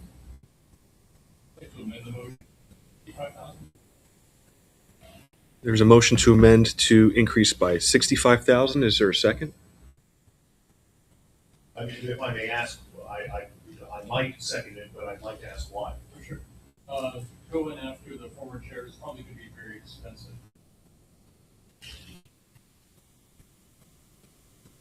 No legal action has been proposed at this time. Going once, going twice, going 3 times, dies for lack of second. All right, so we're on the or McMahon amendment. Is there any discussion on the amendment to increase by 25,000?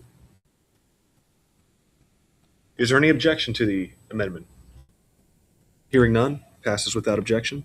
Would you guys like me to be updating these as we're doing them in this budget? Okay, so that would be.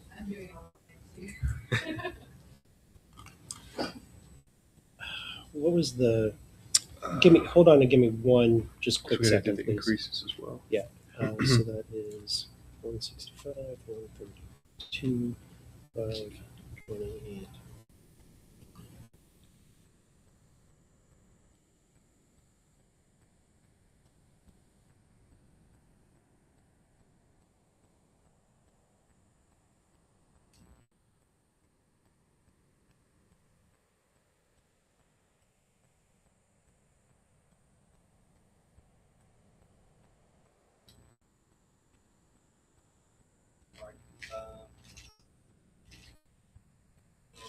Recognize Mr. McMahon. I would move to decrease the budget line item 8140 by 20.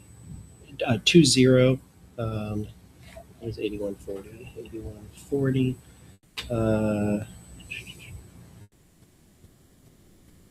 That is the travel and meetings. It costs us $10,000 per in-person meeting for staff travel pay, meals, whatever else they do, lottery tickets. So we have to feed Drew.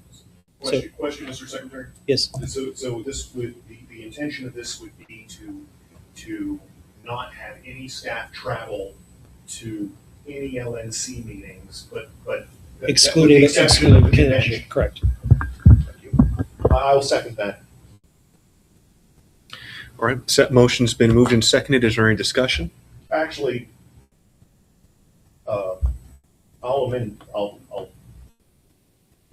would like to propose an amendment. Go ahead. And by the way, Mr. Secretary, how about 10 grand instead of 30? Just my opinion would be, there's no. It's 2025, and this will be 2026. Do we need to have an in-person meeting at a cost of $10,000? That's just our staff cost. That's not our cost as individuals. I would say, don't you think we'll have an in-person meeting in December 2026? Maybe not, but the next board, if they have the money and decide they want to. I'll withdraw the amendment. I don't think that's it. All right. Any discussion on the amendment to zero travel meeting and meals, 8140. Hearing no discussion, is there any objection to the amendment? Going once, going twice, going 3 times, passes without objection. Point of information. Point of information. I'm relatively new to the budgeting process. If a line item such as litigation were exceeded, would that need to come to committee for additional approval? Correct. So if we say we hit a ceiling, we'd have to vote on the additional funds. Well, With this, litigation specifically would have to go to the X-Com. correct. But yes. All right. Mr. Mr. Chair, Redpath. if I can bring up, I don't know if we're going to address insurance expense. I have addressed that with Anna, and the problem is that she doesn't get a breakout from our insurance broker as to how much for this and how much for that is what she told me. So I don't have. I am afraid that $1,000 is under budget, but I don't have the information to make a solid recommendation as to what that number should be. Maybe somebody else does. Does that include our DNO? Or did that include? No. I mean, is that insurance from the building? Wait a minute. Is the DNO elsewhere? Jesse, do you I forget whether it's elsewhere on here or not.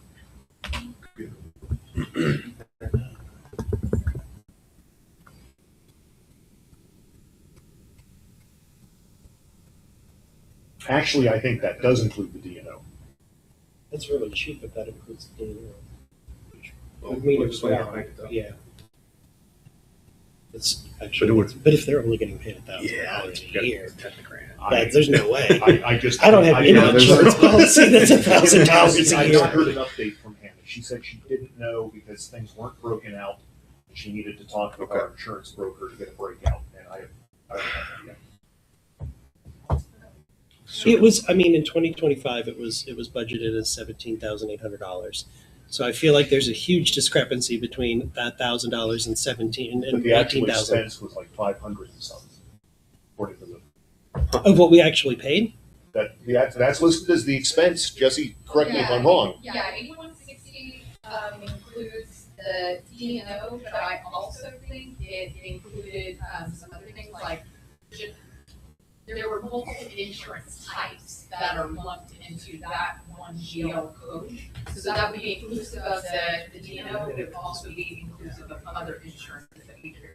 Well, building insurance, we obviously aren't going to see that anymore, so that's a wash. But yeah, the DNO would be packaged. Yeah, that's right. Because we had previously we had like workers' comp and stuff like that broken out and everything. But those things are all under that general insurance plan. So is that number accurate?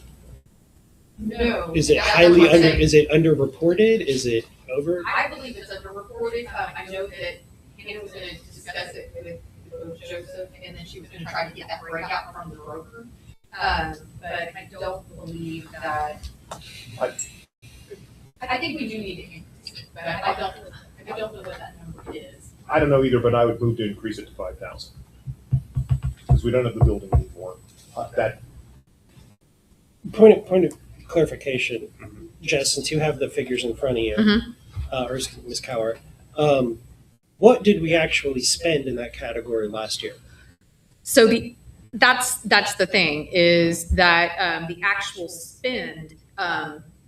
Let's see, I have numbers through October, but that was only showing $541, and that was because we had things that were being put into multiple GL codes, which are now being consolidated into a single GL code.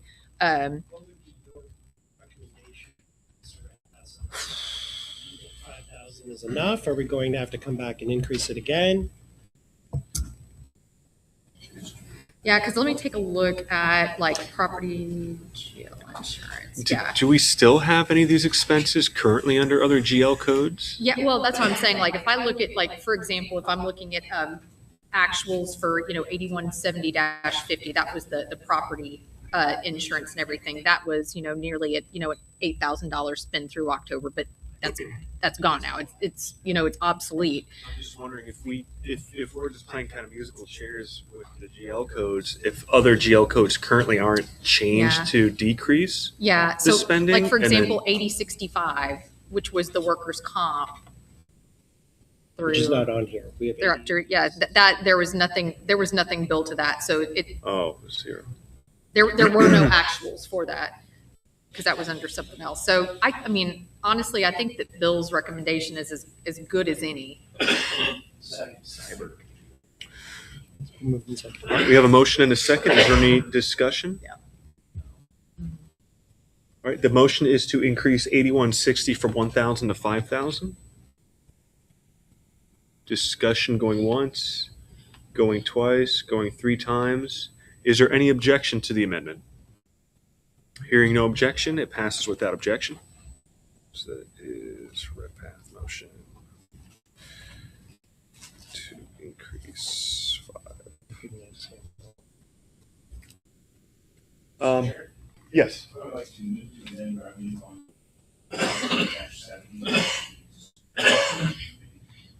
revenue on 0 to 6,000. We have a $6,000 expense for the Historical Preservation Committee budgeted, and we are going to be bringing in that revenue. We already have over half of that being donated in this year. And Mr. McGee and myself will fundraise for the rest. All right. Is there a second? Second.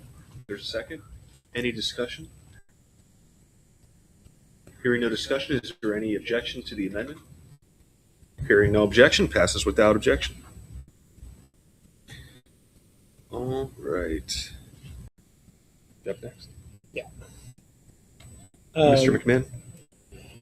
Mr. Chair, this is a complicated one. I move to increase budget revenue line 4,050 to 36,000 and decrease the budget line expense at 7,085 to 36,000, and that funding for voter gravity in budget expense line 7085 shall be cut after 90 days if revenue line 4,050 is not equal to or greater than 3,000 per month. Is there a second? Okay. Would you like to speak I'd to like that? to speak to it. So what we're essentially doing here is we're increasing the budget line for candidate support essentially to $36,000, assuming that we're going to raise that money. We're cutting some Zoho development out of the candidate support, only keeping in the 36,000 for voter gravity.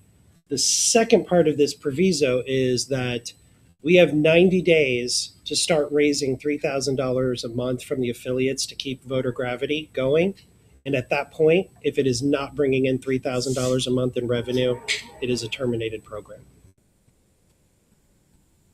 Does that make sense? We up and fundraise for that.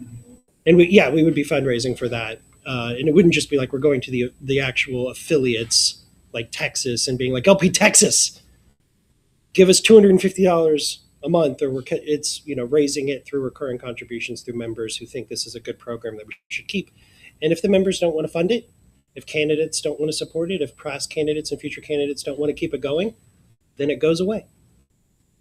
But this gives it the opportunity to live on. Any discussion? Quick question. Is participation in voter gravity scaled based on the size of the affiliate? Is it scaled based on the size of the affiliate? I think it's the same for all The affiliates. affiliates all get voter gravity for free. The candidates in the county parties, it depends on what size race you are. If it's statewide, congressional, legislative, or county level, determines your tier of pricing.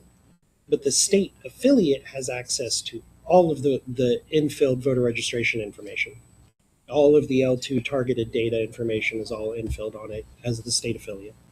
By the way, for the record, I have finally been in contact and exchanged emails with our representative from voter gravity.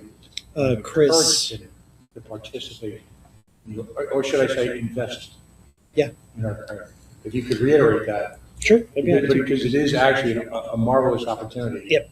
For him to reach out to everyone. I'm going to be blunt.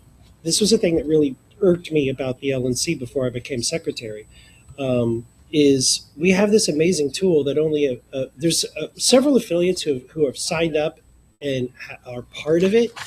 There are only a handful who are 28 affiliates that have registered and are part of Voter Gravity, but only a handful are actually using it. And even the handful, there's maybe one or two who have active candidates and county parties using it. I can think of a state, Indiana, but we need to be better at selling this resource to our affiliates to use because they can use it, and then for candidates to be able to use it because you get targeted demographic data on all of the voters in your district. Like you go door knocking, you can do canvassing, you've got text banking, phone banking, have email capabilities. I don't recommend it, but they've got a lot of stuff built into it, and it comes with targeted data. The the coveted L2 data is in there automatically. No, that's what I'm saying. We've done a piss poor job of informing the affiliates of how to use it. Pardon my foulness there, but it's on us. We've done not a great job, buddy, of informing the affiliates of what this resource is, and then helping them. Like our training program for using it is also garbage. It's garbage. It's hot garbage. In-house program that we developed? No, Okay. that's their own. Okay. But it needs to be better. But this is a great resource. I'd like to see it have the potential to continue. But I also don't want it to be a drain on our system if it's not going to be used and funded by the people using it. By the way, just to throw this out there, maybe what we could do, you and I, is we're doing this with our other training convention. And I've reached out to affiliate support to push this hard. Maybe what we need to do is have a coordinated rollout of training that's going to be available at the convention, specifically on the nuts and bolts of campaigning. What would be a great idea is if we gamified it, which is what we did in Indiana for our candidates. We gamified it. We hit a certain target number of people. We reimburse your costs for voter gravity. What would be interesting is if we took all the potential candidates and we set them up with the libertarians at the convention and see how many people complete surveys at the convention. Go up to people at the convention and say, "Hey, I'd like to survey you. What's your favorite IPA?" Or whatever libertarians like. I don't know. What's your favorite weed? Do you like edibles, cookies, gummies? More of an indica guy. Mushroom gummies. But some sort of gamification that always makes something go a little bit better, and you learn how to use it because you're doing it there. You're learning by actually doing. That'd be great. I'd love to work with you on that, Mr. Ford. It's a good idea that we had collectively. Any further discussion on this? I think it's probably gonna have to go to a vote. Is there any objection? Going once, going twice, going 3 times. All right, sold. Let me fix that in Okay. here. Give me a hot minute to. Training.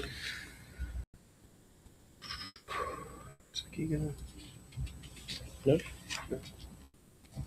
I'm the next one. And then. So let's do 36,000.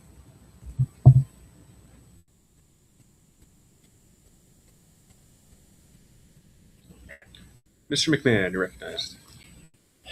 I'm just going to read this and be solemn about it. Move to decrease budget expense line 7,086 to 0. That is the ballot access line. Is there a second? Second. All right, there's a second by Mr. Vincent. Discussion? Would you like to speak to your motion? I think we take this out of the budget line and we make ballot access project based. So like Arkansas, Arkansas is going to be the example because it's the one that I remember, or Alabama, seeing those two quite often. I've donated. Mr. Hirsch, I know, has donated to him several times over the years. Where we go out and actively fundraise for a ballot access need, and we raise that money.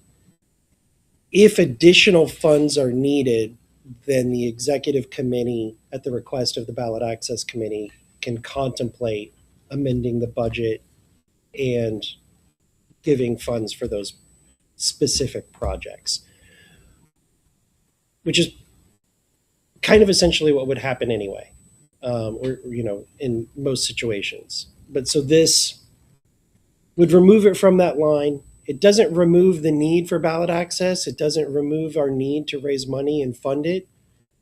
It just, for lack of a better word, takes it out of our face. That's my statement. Means we have to raise the money. Is there any discussion, Ms. Cowart? We also have an income line item, 4,000-40 for ballot access voter registration, where we currently have $20,000 line outlined. Are we zeroing that out as well? I had not contemplated that. I hadn't either until right this second. Yeah. How much of that, what is the voter registration and what is all of that's going to be ballot access. Because I'm saying, like, if we think that we're still going to try to raise the $20,000, then maybe we just decrease the ballot access line item down to $20,000 and then it's a wash. That was just my thought, but I feel like if we're going to take that to zero, then we probably would want we would need to take the ballot access income to zero then too. Right. They do yeah. need to be reflective. So it's either let's keep the we can't funding we can't do one and not the the other. budget line at expense line at 20, or which I do not agree with this, but increasing the revenue to 50 and keeping the ballot access funding. Yeah, at I 50. don't agree with I don't that. agree That's with not that. realistic. But Yep, but yeah, exactly. Something like that.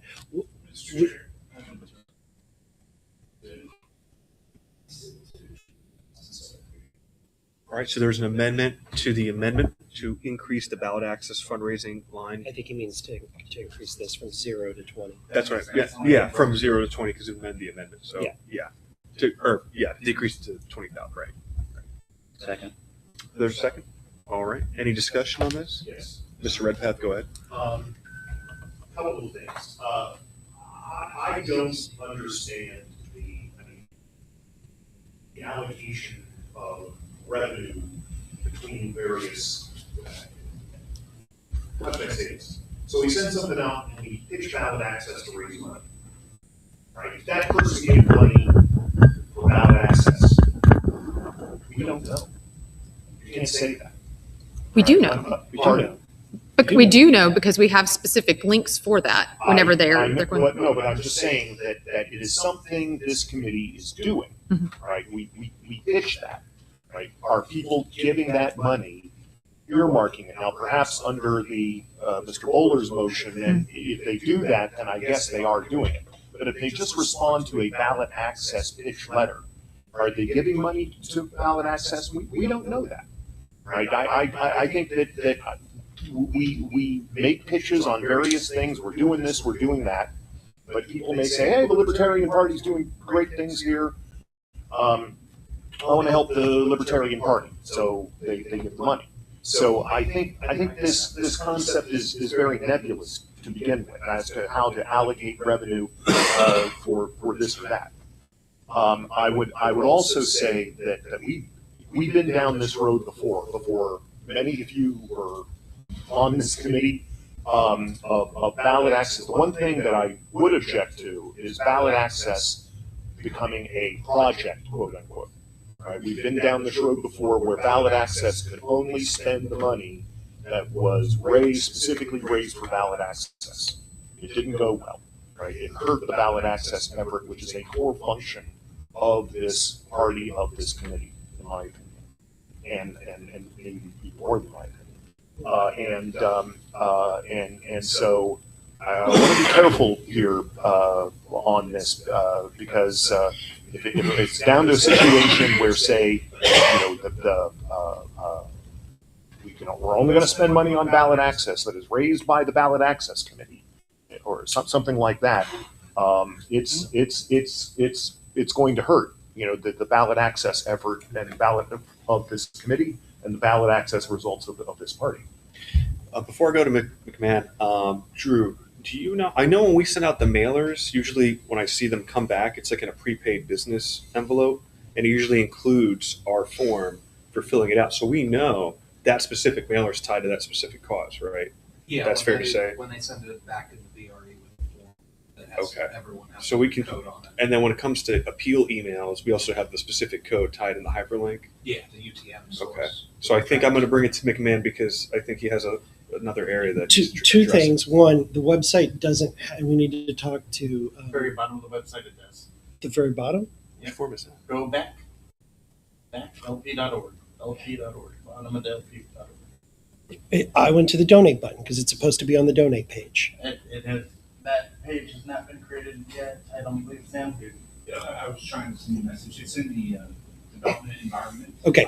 We'll have it. My point being is that even if somebody comes directly to the donate page and bypasses all of our typical tracking, there is supposed to be at the top of this page in development a drop-down menu to select what something is for.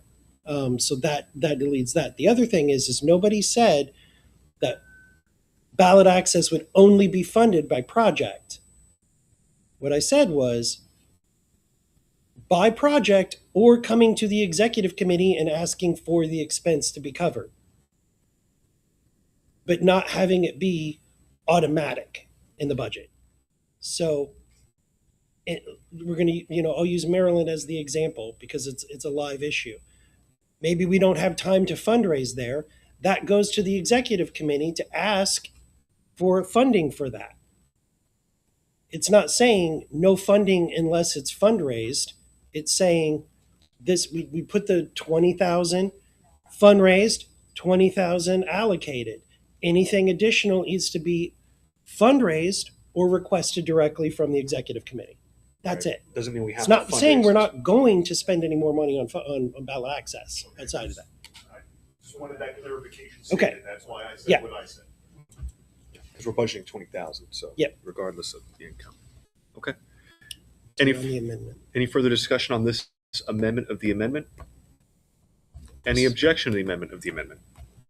All right, hearing none, the amendment becomes the main amendment. Which is to decrease budget expense line 7,000-86 to 20,000. 20,000. Mhm. Any discussion? Any objection? Hearing none, amendment passes. Action 20K. Okay. All right. Is there any further discussion on the agenda? On the agenda, on the budget. I just want to check my numbers to your numbers, Evan. Can you scroll all the way All the way down. down to the, okay, yep, we're aligned. 84,014 in the hole. Do you want to just go up, scroll down real slow, and see if anybody has any further questions?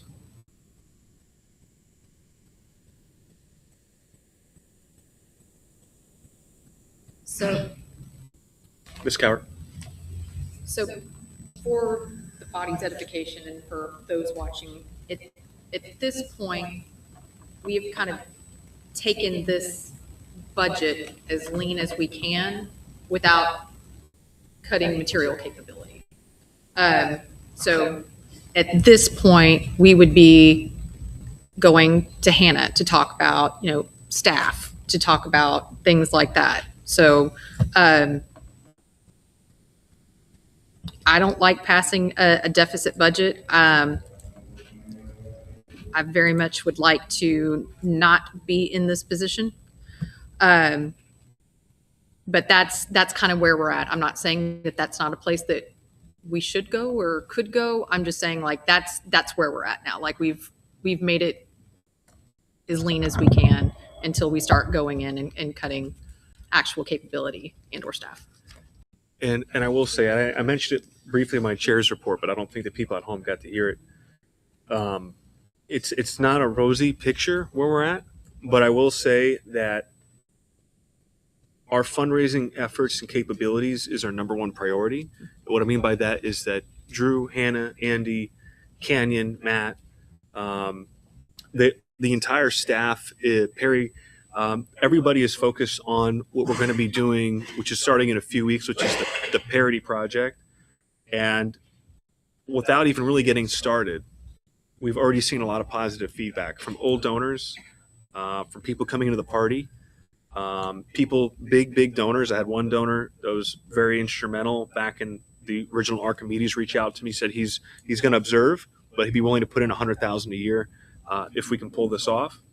So there's a lot of people that are watching and waiting to see, and there's a lot of people that are going to be donating as a part of this process. So the goal is to make money. The goal is to be in a position where we're financially fit. I think if we cut anything else, we're going to be, basically we'd be giving ourselves chemo at that point, and it's going to be like we have to increase our revenue line, and this is the only way to do it. And I'm going to go Mr. Ford and then Mr. McMahon. And I think I had something else I wanted to say, but I'm trying to remember what the hell it was. I'll come back to it. Mr. Ford. With the creation of the FSC, I haven't sat in on this. Is it a monthly review process where we stand relative to budget? Is that something that's shared? If you would like to ask. Yes. So actually, we get a weekly report of all of the detailed P&L, which we are going through. So we being the FSC and the treasurer, so we're getting that P&L report on a weekly basis from Hannah. Mm-hmm. So we're taking a look at that. We are working through that, developing that monthly review process where we are going through the ask that we are going to be making to Hannah is, while we are kind of making this annual budget, we do want to make sure that whenever we are getting reporting on that P&L, even though we're not tracking a monthly budget, what we expect, per month on a budget basis, that we're getting actuals as far as actual, in and out, and then as well as year to date on a monthly basis. That way, to your point, we can track where we are relative to the overall budget for that particular line item. So if we either run into, let's be positive, we run into a sudden upswing, and we can reevaluate the budget at that point in time as well. Yeah, no, that best case scenario, yes. I remember what I was going to say really briefly. There's a rumor going around that we're digging into our building fund, and that is not true. We're actually, our main operating account's at around $120,000. We've had a few positive months where we've seen either large windfalls from successful projects like the mailer, where we 10x'd our original investment, or we saw a max donation, or we had a better than normal month. So right now we're standing about $120K in our operating account. That doesn't include the money that's in the building fund and the JFC account. So just a heads up there. That money has not been touched at all. It's just Correct. generating interest at this point. Correct. Mr. McMahon. Ms. Cowart, we briefly talked about this before, and I'm going to kind of come back to it now and see.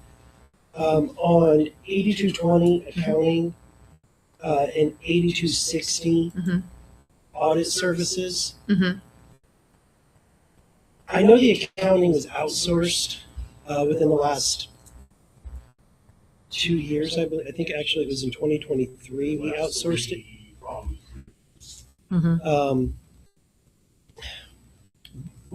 Actually, Bill, you probably know this, Mr. Redpath. What was our cost before that, and what was our process for doing the accounting prior to Krause? That was it? I think so. When Robert Krause did it, when Robert Krause was operations director, yeah, that was pretty much it. He did the accounting work. Because we're paying $45,000 a year to outsource the accounting, and we have an FSC now. We have a FSC, a Financial Standards Committee, that is doing this reviewing. Plus, staff is also Hannah, the executive director, is putting together these P&Ls.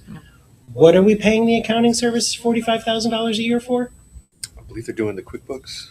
Right. Yeah, they're doing the books. So, and actually, we've decreased that because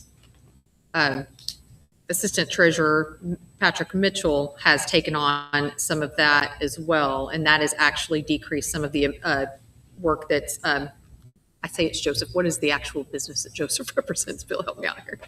Beg your pardon? Joseph's the accounting firm that Joseph All works in for. one accounting. All in one accounting. Thank you. Sorry. It was one something. So my question to both of you then would be, is there any reason, since it's, what I'm hearing is it's QuickBooks, is there any reason why the assistant treasurer, the FSC, and the executive director, and the treasurer couldn't go back to doing this and save the $45,000? FSC is oversight. We're not staff.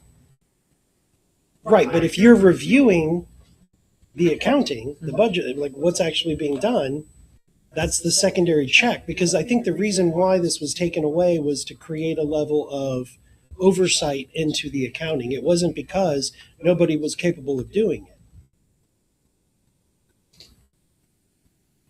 There's a lot that is done in QuickBooks. I mean, you're talking, I think it's point about volunteers doing that. No, I'm talking about paid staff. I mean, do we have enough paid staff to do that? Well, I mean, do we have paid staff to do it? And do we have paid staff with bookkeeping skill set? I think. Yeah. Okay. What do we cut? That's fair. Yeah. No. Mr. Redpath, go ahead. I think it is an aspirational thing to do away with that expense, but I don't think we are at a position of an actual real world position to do that right now. I think if there's it would behoove us to pull a plan together, perhaps, but I, you know, but it's not something. It's not something, I'll speak for myself, it's not something I can take on right now with various things going on. Others could speak for themselves, but I, if you want to ask the FSC to come up with a plan, maybe we put our heads together and perhaps come up with something, but beyond that, I don't know. Legal expenses are killing us. I mean, let's just say it. Yeah. We're constantly in some litigation. It's absurd. The audit services, just for everyone's awareness, and this is 8260 because that was the other item that you asked about, Evan. So that was actually paid out of the JFC last time. We are not going to have that anymore. Now, $25,000, is that going to be how much the audit actually costs? That could be less, right? So that is kind of just, good faith effort in putting a number out there just kind of based on market data. That's something that we could explore as well to see if we can, just shop around for the, That makes sense. best value audit that we can possibly get. But I mean, I believe that the audit is a non-negotiable. I think that's in our bylaws. So it's not like we just can say, we're not going to do that. Do the bylaws say an outside organization, or does it just say an annual audit? I do not. I believe it just says an annual audit. I think that's, but it would have to be an outside. If we had, Yeah. I mean, you can't audit yourself. no, but you can have a committee that's designated that are not members of the board or staff that can do the audit. Or do a compilation. Correct me if I'm wrong, we also did that for several years. Because All-in-One might be able to do a compilation. Because they already have the QuickBooks. If they're the accountant, they can't do the audit. Yeah, that would not be appropriate segregation of duties. Yeah. Mr. Gard did have his hands up real quick. Wasn't that the process before for the audit? That it was an audit committee, that we didn't have an outside audit. We've had an outside audit going. Ever since it became part of the bylaws, which I think is 20 years ago, it was, we had an external audit. It was not the audit committee. There was an external CPA auditor. All right, Mr. Dar, you're next. All right, ever since the building sold, we had that money that I think of as the building endowment that we now have. I don't see that interest accounted for anywhere. I asked about that before, and I think it got lost in the details. That is interest that we accrue every year. Can that be? Also from the JFC. Sent out an email on that. The interest rate just went down on that, and it's 2.5%. So, I mean, if you want to build in, if you want to add 15 grand maybe to interest, I would think that $15,000 annual interest is achievable right now, I think. Bill, are you also including the JFC interest? No, that would not include the JFC interest. That include throwing that in, I'd say 25,000. I'm trying to figure out per where. year. Where would we put that in the revenue? That's what I'm looking at right now because I don't know that we actually have a GL code for like interest income. But let me see here. Give me a second, guys. I'm sorry. Well, can we legally spend those? Mr. Ford, go ahead. Are those? Yes, Mr. the Ford, interest- is the interest is free to use on the JFC? Oh wait, 47, Right. 4710. I feel very, very strong about this. Right. We're a political organization. To my involvement, we spend far too much time on the mechanics of a computer system, on the mechanics of financing. We need to continue to outsource that. Our focus should exclusively be political. Now, because of our financial situation, there's certain things we have to do. But I have a dream where we have an LNC meeting and we spend most of it talking political strategy, positioning, messaging, all of that, as opposed to how we're going to get through the next month. I realize it's a practical reality right now, but I'm thrilled that we're out of the software development business. Not because it wasn't a good piece of software. That's just not our core competency.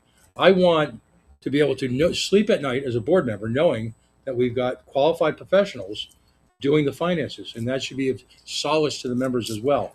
So let's try and continue to move to becoming a full-fledged political board where we're interviewing candidates and doing all of that work and move away from the mechanics. Thank you. Business with the process company. Oh, go ahead. Mr. Coward, did you want to be recognized? I do. Okay, I would like to add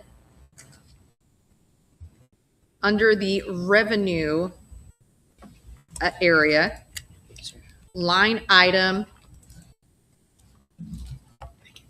4710, interest and dividends. Under, can you look up at the screen and tell me? Yeah, here, I'm gonna come be Vanna White. Give me a second. Doesn't exist yet, so it's got to be added. Right. Why don't you put it in row 23 where the refunds and contributions are? And we have blank right now. Why Yeah, because if you go down for the budget and actuals, Evan. Okay, so scroll down to 87. 4710. 47. Or was it 4710? The revenue is 47. 47. 47. You guys go all the way to It's row 22. Yeah, there it is, row 20. 4710. Okay, so here we go. This is 4710. This is interest and dividends. So this was a miss. So this line item right now, we have through October, it was a little less than 10,000. So if we just kind of extrapolate that, $1,000 per month times 12 months, that's $12,000 in interest income. That is primarily on the money market account right now. Now, if we're saying that we're getting interest on the building as well, we would then add that to the 12K, and we just need to add this line item in the budget to account for the money market account and then whatever we are making on the selling the building. Okay, so we need a 4710 line. Oh, I said 25 below Yeah, refunds and below contributions. It's about here, 650 so we plus put it in 12. total revenue, It's yeah, a little so over a below million that. between the two accounts. Yeah. So, Hey, Jesse. So 37K? I think we're at 2.5%, right? It's 47. Because I think we're just north of a mil. It's 2.5%. I think 25,000 would be probably safe. Yeah. Yeah, and I think it was called like interest and. Total. Yeah, interest. Total, okay. Yeah. 25 total. Most of these months pretty nominal until you get to August. So the 10K we've raised so far in that row, about 8,500 of it. So I think that probably is inclusive of the building then. So, oh, did we put, Bill, whenever Well, and I think we talked about that too, is that whenever we were going to sell the building, we were going to put it in an interest-bearing account. And so we figured out from an FEC perspective what we could do with it. So I think, I think. Because we get the money from the JFC account and we get the money from the interest on the building funds account. The interest isn't. The interest isn't. Yeah. So I think, I mean, I don't have the, did we have the exact interest rate? I don't know, Bill, if you have those numbers offhand. Yeah, The interest let's rate. use the budget actuals and look at it like starting in August. And we're about $1 million between the like- two it's accounts. like- We're about $1 million between the two accounts, just north.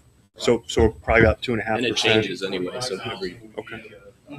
Yeah. Okay. So it's starting, is a good amount. Yeah. I We agree. start here, like 1,000 right here. And then we're looking at like roughly like 3,000. I would love it if we had. Well, being in there for July, Because by the time we didn't get get the money- check for the building until the end of August, Right, but I think I had beginning Hannah. of September. I had Hannah look into getting interest on the JFC account before that. I think. So that might have been where that came from. JFC building. Because when the building money came in, we put that in its own money market account. So we were getting interest in the two accounts, which combined is. But that okay, so July is when the JFC remaining funds were put into the money market account. I think so. Yeah. So I don't think this includes the building.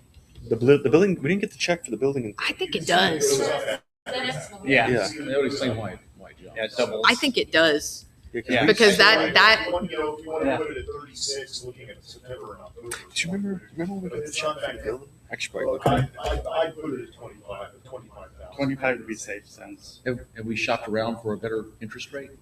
By the way, the Fidelity right now is 7.367, 1 year is 4.9. We could probably. I get mean, a I better think rate. that's on the table. We could obviously continue shopping around, but just for the purposes of this exercise, I feel like 25 is probably a nice conservative estimate. Can you come here and fix this? Yes. Building I don't rate want is to. I don't want to. 2.05. I know there are lots of formulas in here, and I've already fucked it up. So I'm gonna. Okay. And it just- was 3.6 You can- or 3.8. Feel free to touch my laptop. I'm going to touch your thing. Yeah. That's a severe drop. If it was like 3,000 a month. Well, the interest rate has gone down recently. Significantly. 25, we'd say. But if we put it into. We'll look into it, get it more, but I think it was like.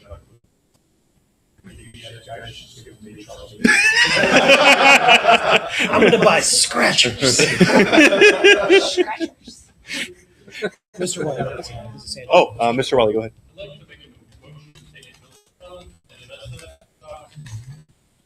Can we do that?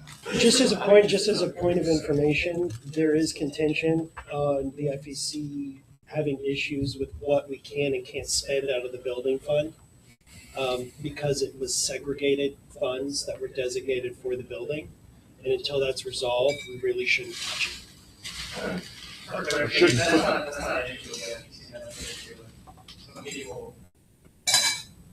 Originally, set up this building for the property. Well, No, I mean, it was an FEC committee.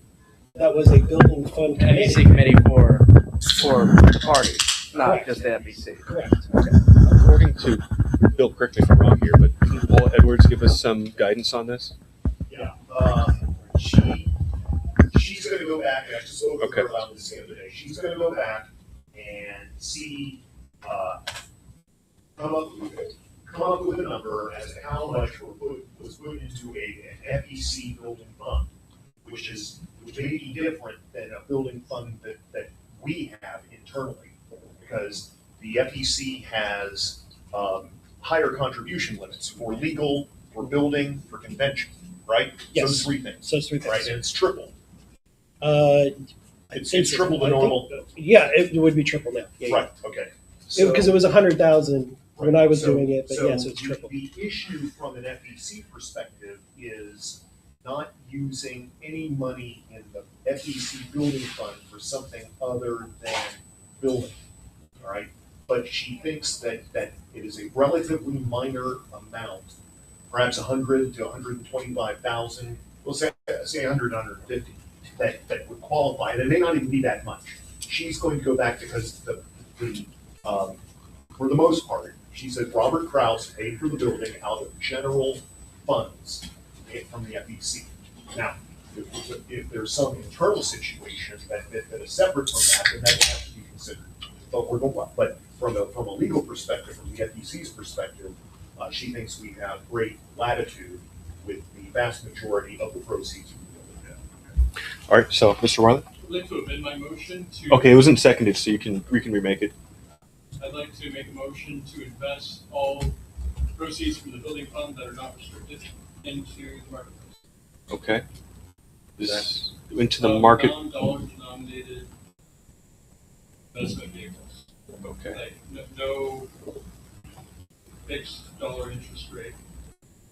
Okay, so would that include things like CDs or no? You're saying nothing that's a dollar. That's a fixed percentage. Oh, you said fixed percent. He means You're something saying that's like investment. an asset like stocks, Stocks, mutual funds, bonds, gold, silver, Bitcoin.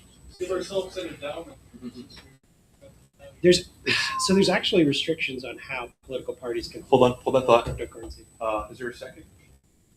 I'll second it for discussion. All right. Go ahead. There's restrictions on how political parties and candidates can hold cryptocurrency. I don't know off the top of my head what the regulation is, so I would not recommend doing it in cryptocurrency for that reason only, because I love crypto. It's great. It's amazing. If you have Bitcoin, please send it to us. But I would be cautious about that because I do believe the regulation is that we can't hold it in crypto. So if we bought crypto, we would actually potentially have to turn around and immediately sell it. There's no okay, I might be wrong on this, but there's no crypto denominated securities in the marketplace.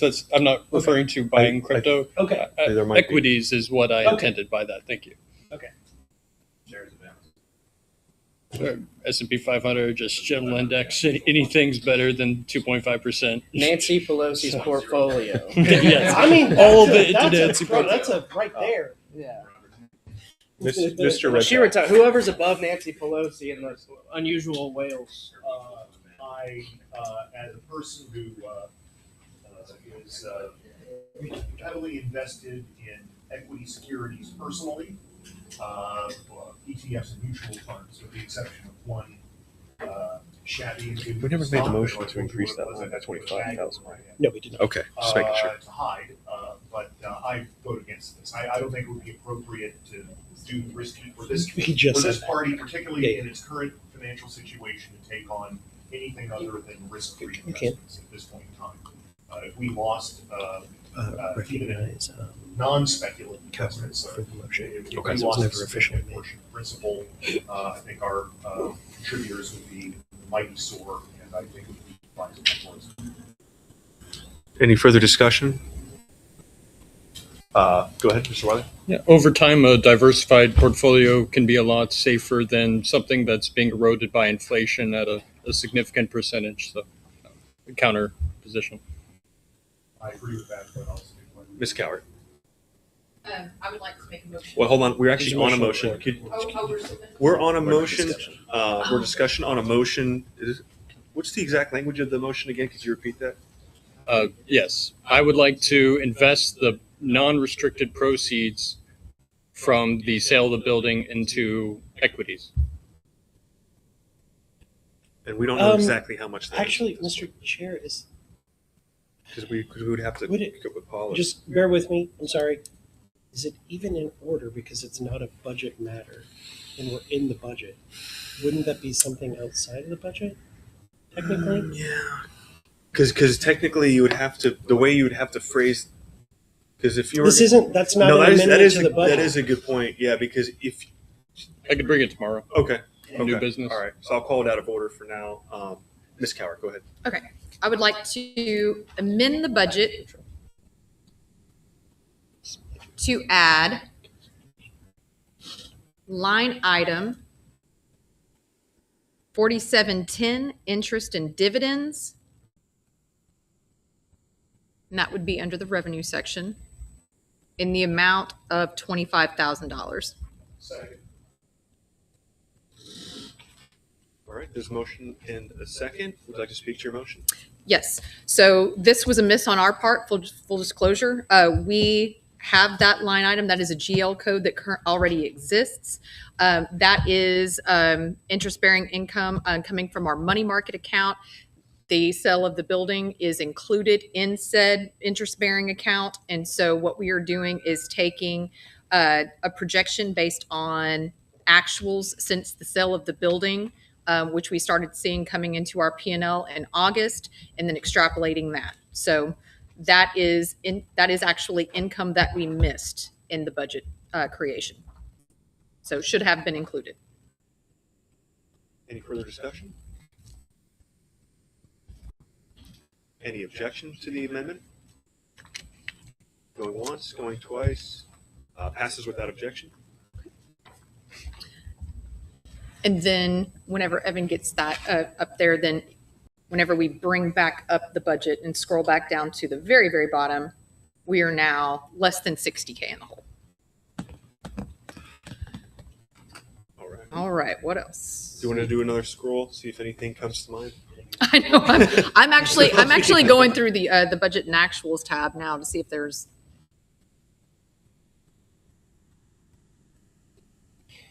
Anything else. And that was calculated at roughly 3%.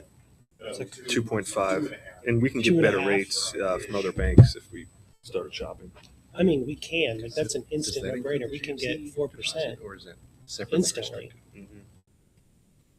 I think they're both. I think they're both in the same money market account. So Jay.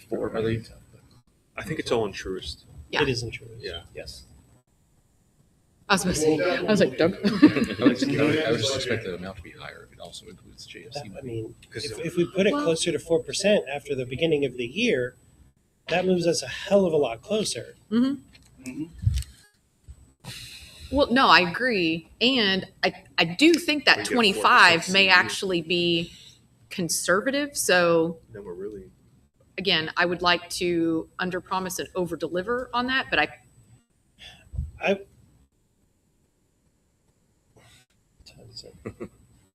We've It's got 435.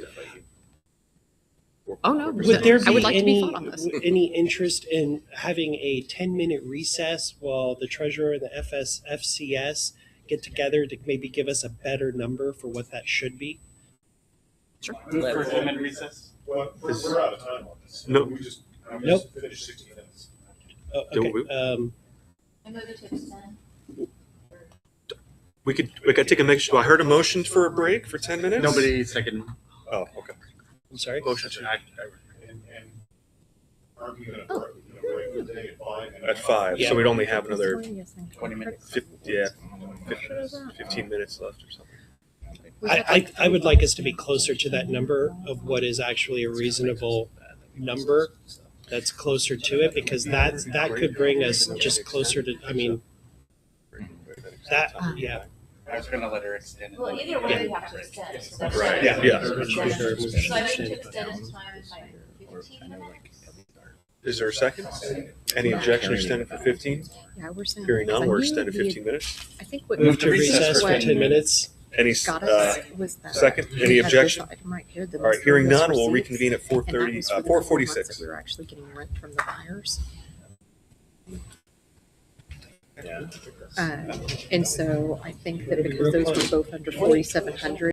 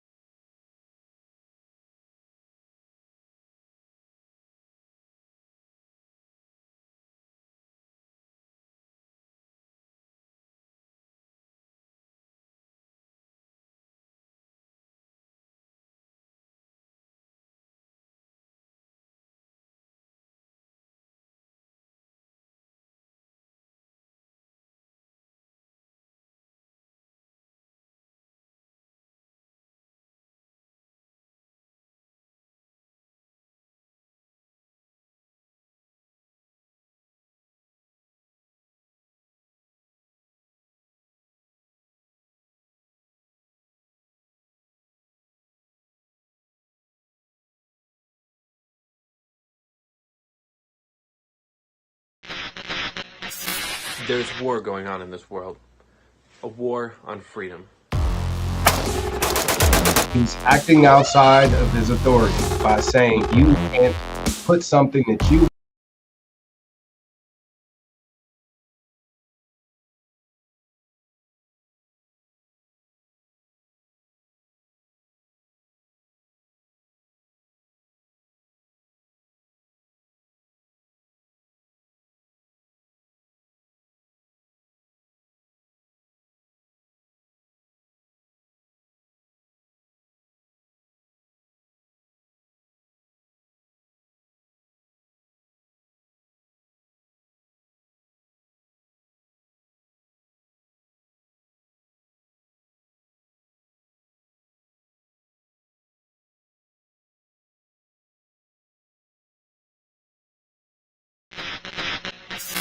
There's war going on in this world.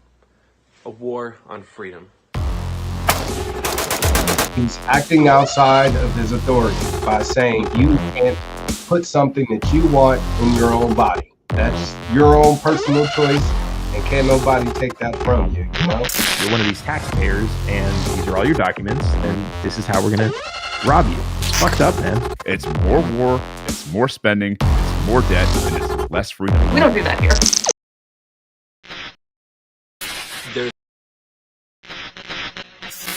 There's war going on in this world. A war on freedom. He's acting outside of his authority by saying you can't put something that you want in your own body. That's your own personal choice, and can't nobody take that from you, you know? You're one of these taxpayers, and these are all your documents, and this is how we're going to rob you. It's fucked up, man. It's more war, it's more spending, it's more debt, and it's less freedom. We don't do that here. Some people think that you can't be radical and pragmatic. This is what we need is a pragmatic radicalism, not moderation. Hardcore radicalism, but smart shit. It's not sitting in a fucking basement with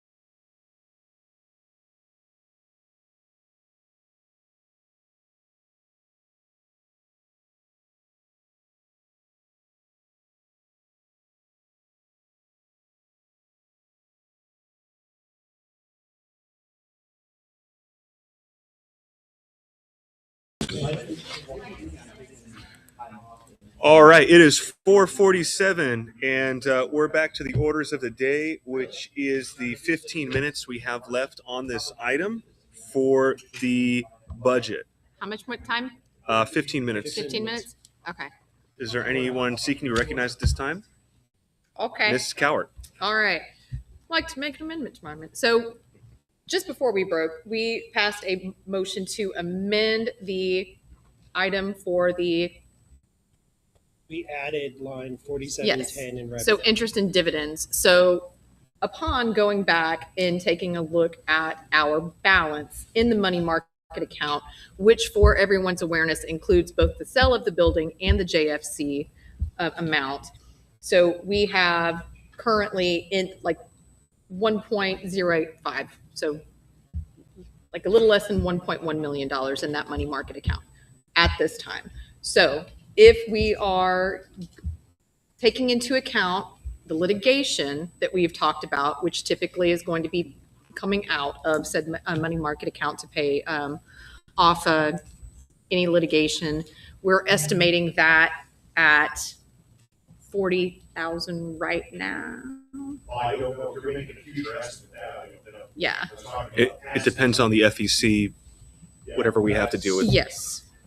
So that's hard to estimate because we don't have a crystal ball. So we're just saying, all right, looking at that, let's say it costs, $40,000 or something, taking that 1.1, a little less than 1.1 down by 40,000, and then applying a 3.9% interest rate, that gets us a little over $40,000 in interest income. I would take that down and just make it a nice even $40,000, and I feel like that is reasonable without really having a crystal ball, understanding how much our legal expenses are going to be.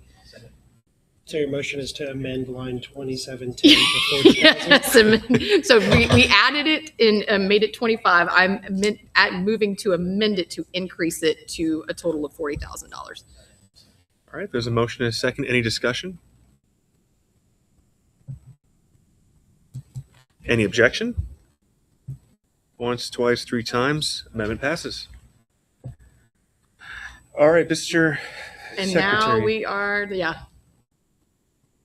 I've done what I can. That is about one max donation. If we got That rid is of the county. that is about a max donation. What good information is the balance budget requiring that? No, sir. I move that we pass this budget. Is there a second?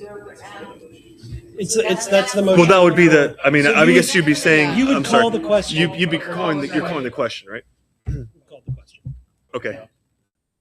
Was there a second? Was there a motion and a second? All right. So a motion has been called on the item. Is there any objection to calling the question? Mr. Secretary, whenever you're ready, sir. Give me 1 second here. The original motion was made by Ms. Cowart and seconded to approve the agenda or to approve the budget. I think I second. Yeah, you seconded it, but it was Ms. Cowart who made it, correct? Yes. To like the original Yeah. motion to adopt the Budget. budget? Yeah. No, that was not me. Who the hell was it? That was Mr. McGee, apparently.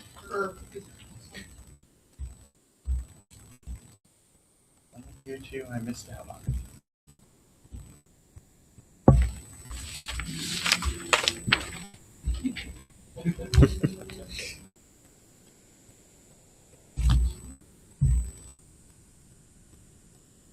Okay.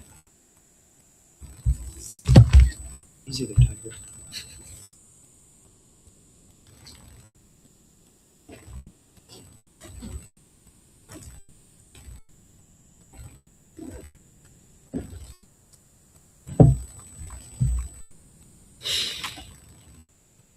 We said who? McGee, and then seconded by Mr. Redpath. And I'll wait a second. Let's see.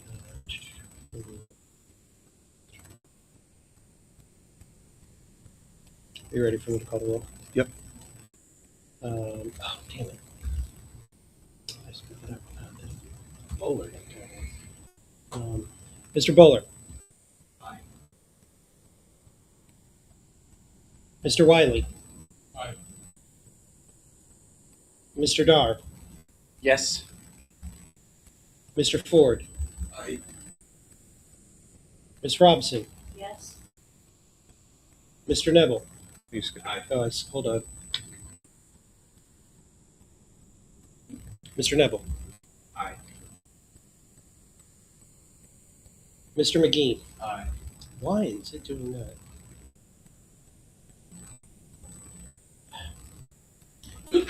I vote yes. Mr. Hirsch. Yes. Treasurer Redpath. Yes. Did the same thing. Did it do it again? Yeah, you had to go down again. If you just hit enter, it'll just. Ms. Coward. Yes. Mr. Vinson. Yes. Mr. Chair. I vote aye. The vote, Mr. Chair, is 13 yes, 0 no, and 0 abstentions. Motion passes unanimously. Yes, thank you. So that I don't, give the credit to Mr. No, I'm Thompson. just saying so Keith has possible deniability. Yeah. Oh, he's going to. Believe me.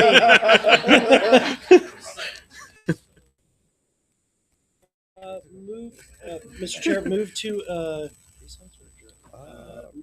recess till tomorrow morning at 9 a.m. Is there a second? Any objection? Hearing none, we are adjourned till tomorrow, or recess till tomorrow morning at 9. Mr. Dar, would you like to announce the dinner, what we're doing tonight, where we're doing it, and how you can participate?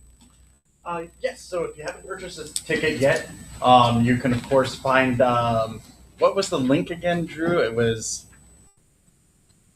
lp.org. Huh? It's on the shop for me.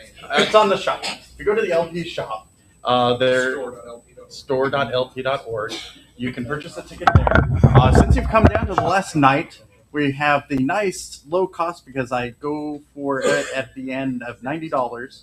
There is an open bar at there. There is food that's going to be there. I believe it was baked potato bars, sweet treats, and some sort of meat presentation. I forget if that was going to be brisket or something else. I don't know if Iris happens to know offhand there, but we're going to have Mike Surtick speaking tonight. We're going to have Dr. Mary Ruert speaking tonight.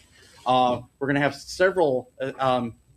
Jesse is going to be emceeing for us, and then at the end, Stephen's going to talk to us about Project Parody there, the Parody Project, and we're going to have it all nicely taped to show off later for those that aren't in the audience. But hopefully, it'll be a wonderful evening. There's also going to be a few special guests that I've mentioned that'll be in attendance there. That everyone will be very interested with to meet out there. So hope to see you all there. And you can purchase tickets there. Or Drew, will you also be taking money at the door in any way, or just checking tickets at the door? Yeah, I mean, You can just pay over your phone at the door. It's the easiest way. sit there, fill it out, show me the seat. Yeah, that'll be the easiest way if you haven't pre-bought yet. Yeah, and tomorrow, for those that'll be here tomorrow, we did get breakfast for tomorrow. So I did not see the hours of when they start serving the breakfast, so I'll try to I'll send that out to the email since I've been bugging everybody on the board lately. On different stuff. It should be in here, yes. Yeah. So we had beverages all day for today here, and then breakfast tomorrow. Basically paying for the room through the food and beverage charges that they give us. Between tonight's event, thank you for helping paying for our meeting room tonight for those coming. That's all I have. Wasn't somebody else having an announcement at the end, or nobody else? Something? No, I don't. No, I okay. just thought there was somebody else. No, I think that's it. All right. Oh, where is it? The room. Huh? Oh, excuse me. Walking the wrong direction. Yes, it is the first room as you enter the hallway on your right-hand side. What's the name of it? There'll be somebody outside the door. Okay, I mean,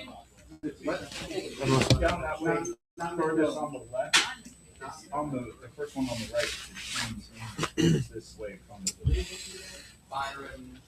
Yes, sir. So I pitched, I've been going back and forth with emails. Right now, hundreds of thousands of our loved ones and neighbors are unable to leave their homes or even their beds on their own. And it's for one simple reason. Wheelchairs are stuck in the dark ages. 50% of all wheelchairs in this country break down every 6 months. The breakdowns are easy to repair. You look at the insurance end of it, you're waiting weeks, months, sometimes 5 years for an appropriate repair. It's been over a year. I have to wait like 3 months. My wheelchair is out of date. It's got a broken arm. You don't find yourself going places because you worry about your equipment working or not working. What we have is bureaucrats and shareholders telling individuals with disabilities what they need to live their lives. The Mobility Independence Foundation is giving people back their independence by releasing open source wheelchair designs for free. Completely free and accessible for anybody to download the plans, find the parts, the catalogs. Networking with nonprofits that already exist to repair wheelchairs, they can also build these designs. So if they want to build a wheelchair for somebody, we can give them the money to do that, as well as the designs, the product list, the parts, and then it's 2 months instead of 2 years. Most good equipment is completely unaffordable, and the affordable equipment often is still very limited. And then what is approved by insurance? The number of times that I've seen someone decline in health because of that weight, I'm just sick of watching people die over equipment that we can easily provide. Go to themif.org for more information.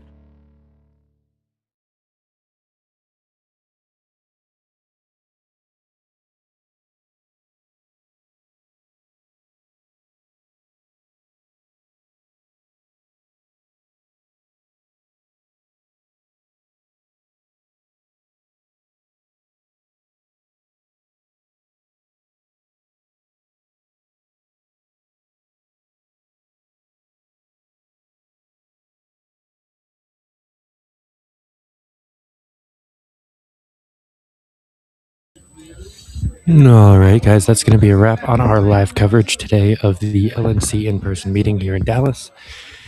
Free Speech Media will be doing the recording of the dinner tonight afterwards, and then we will be back streaming in the morning around 9 a.m. for the rest of this meeting. So come on back tomorrow and check it out. Thanks so much for tuning in, and have a good night.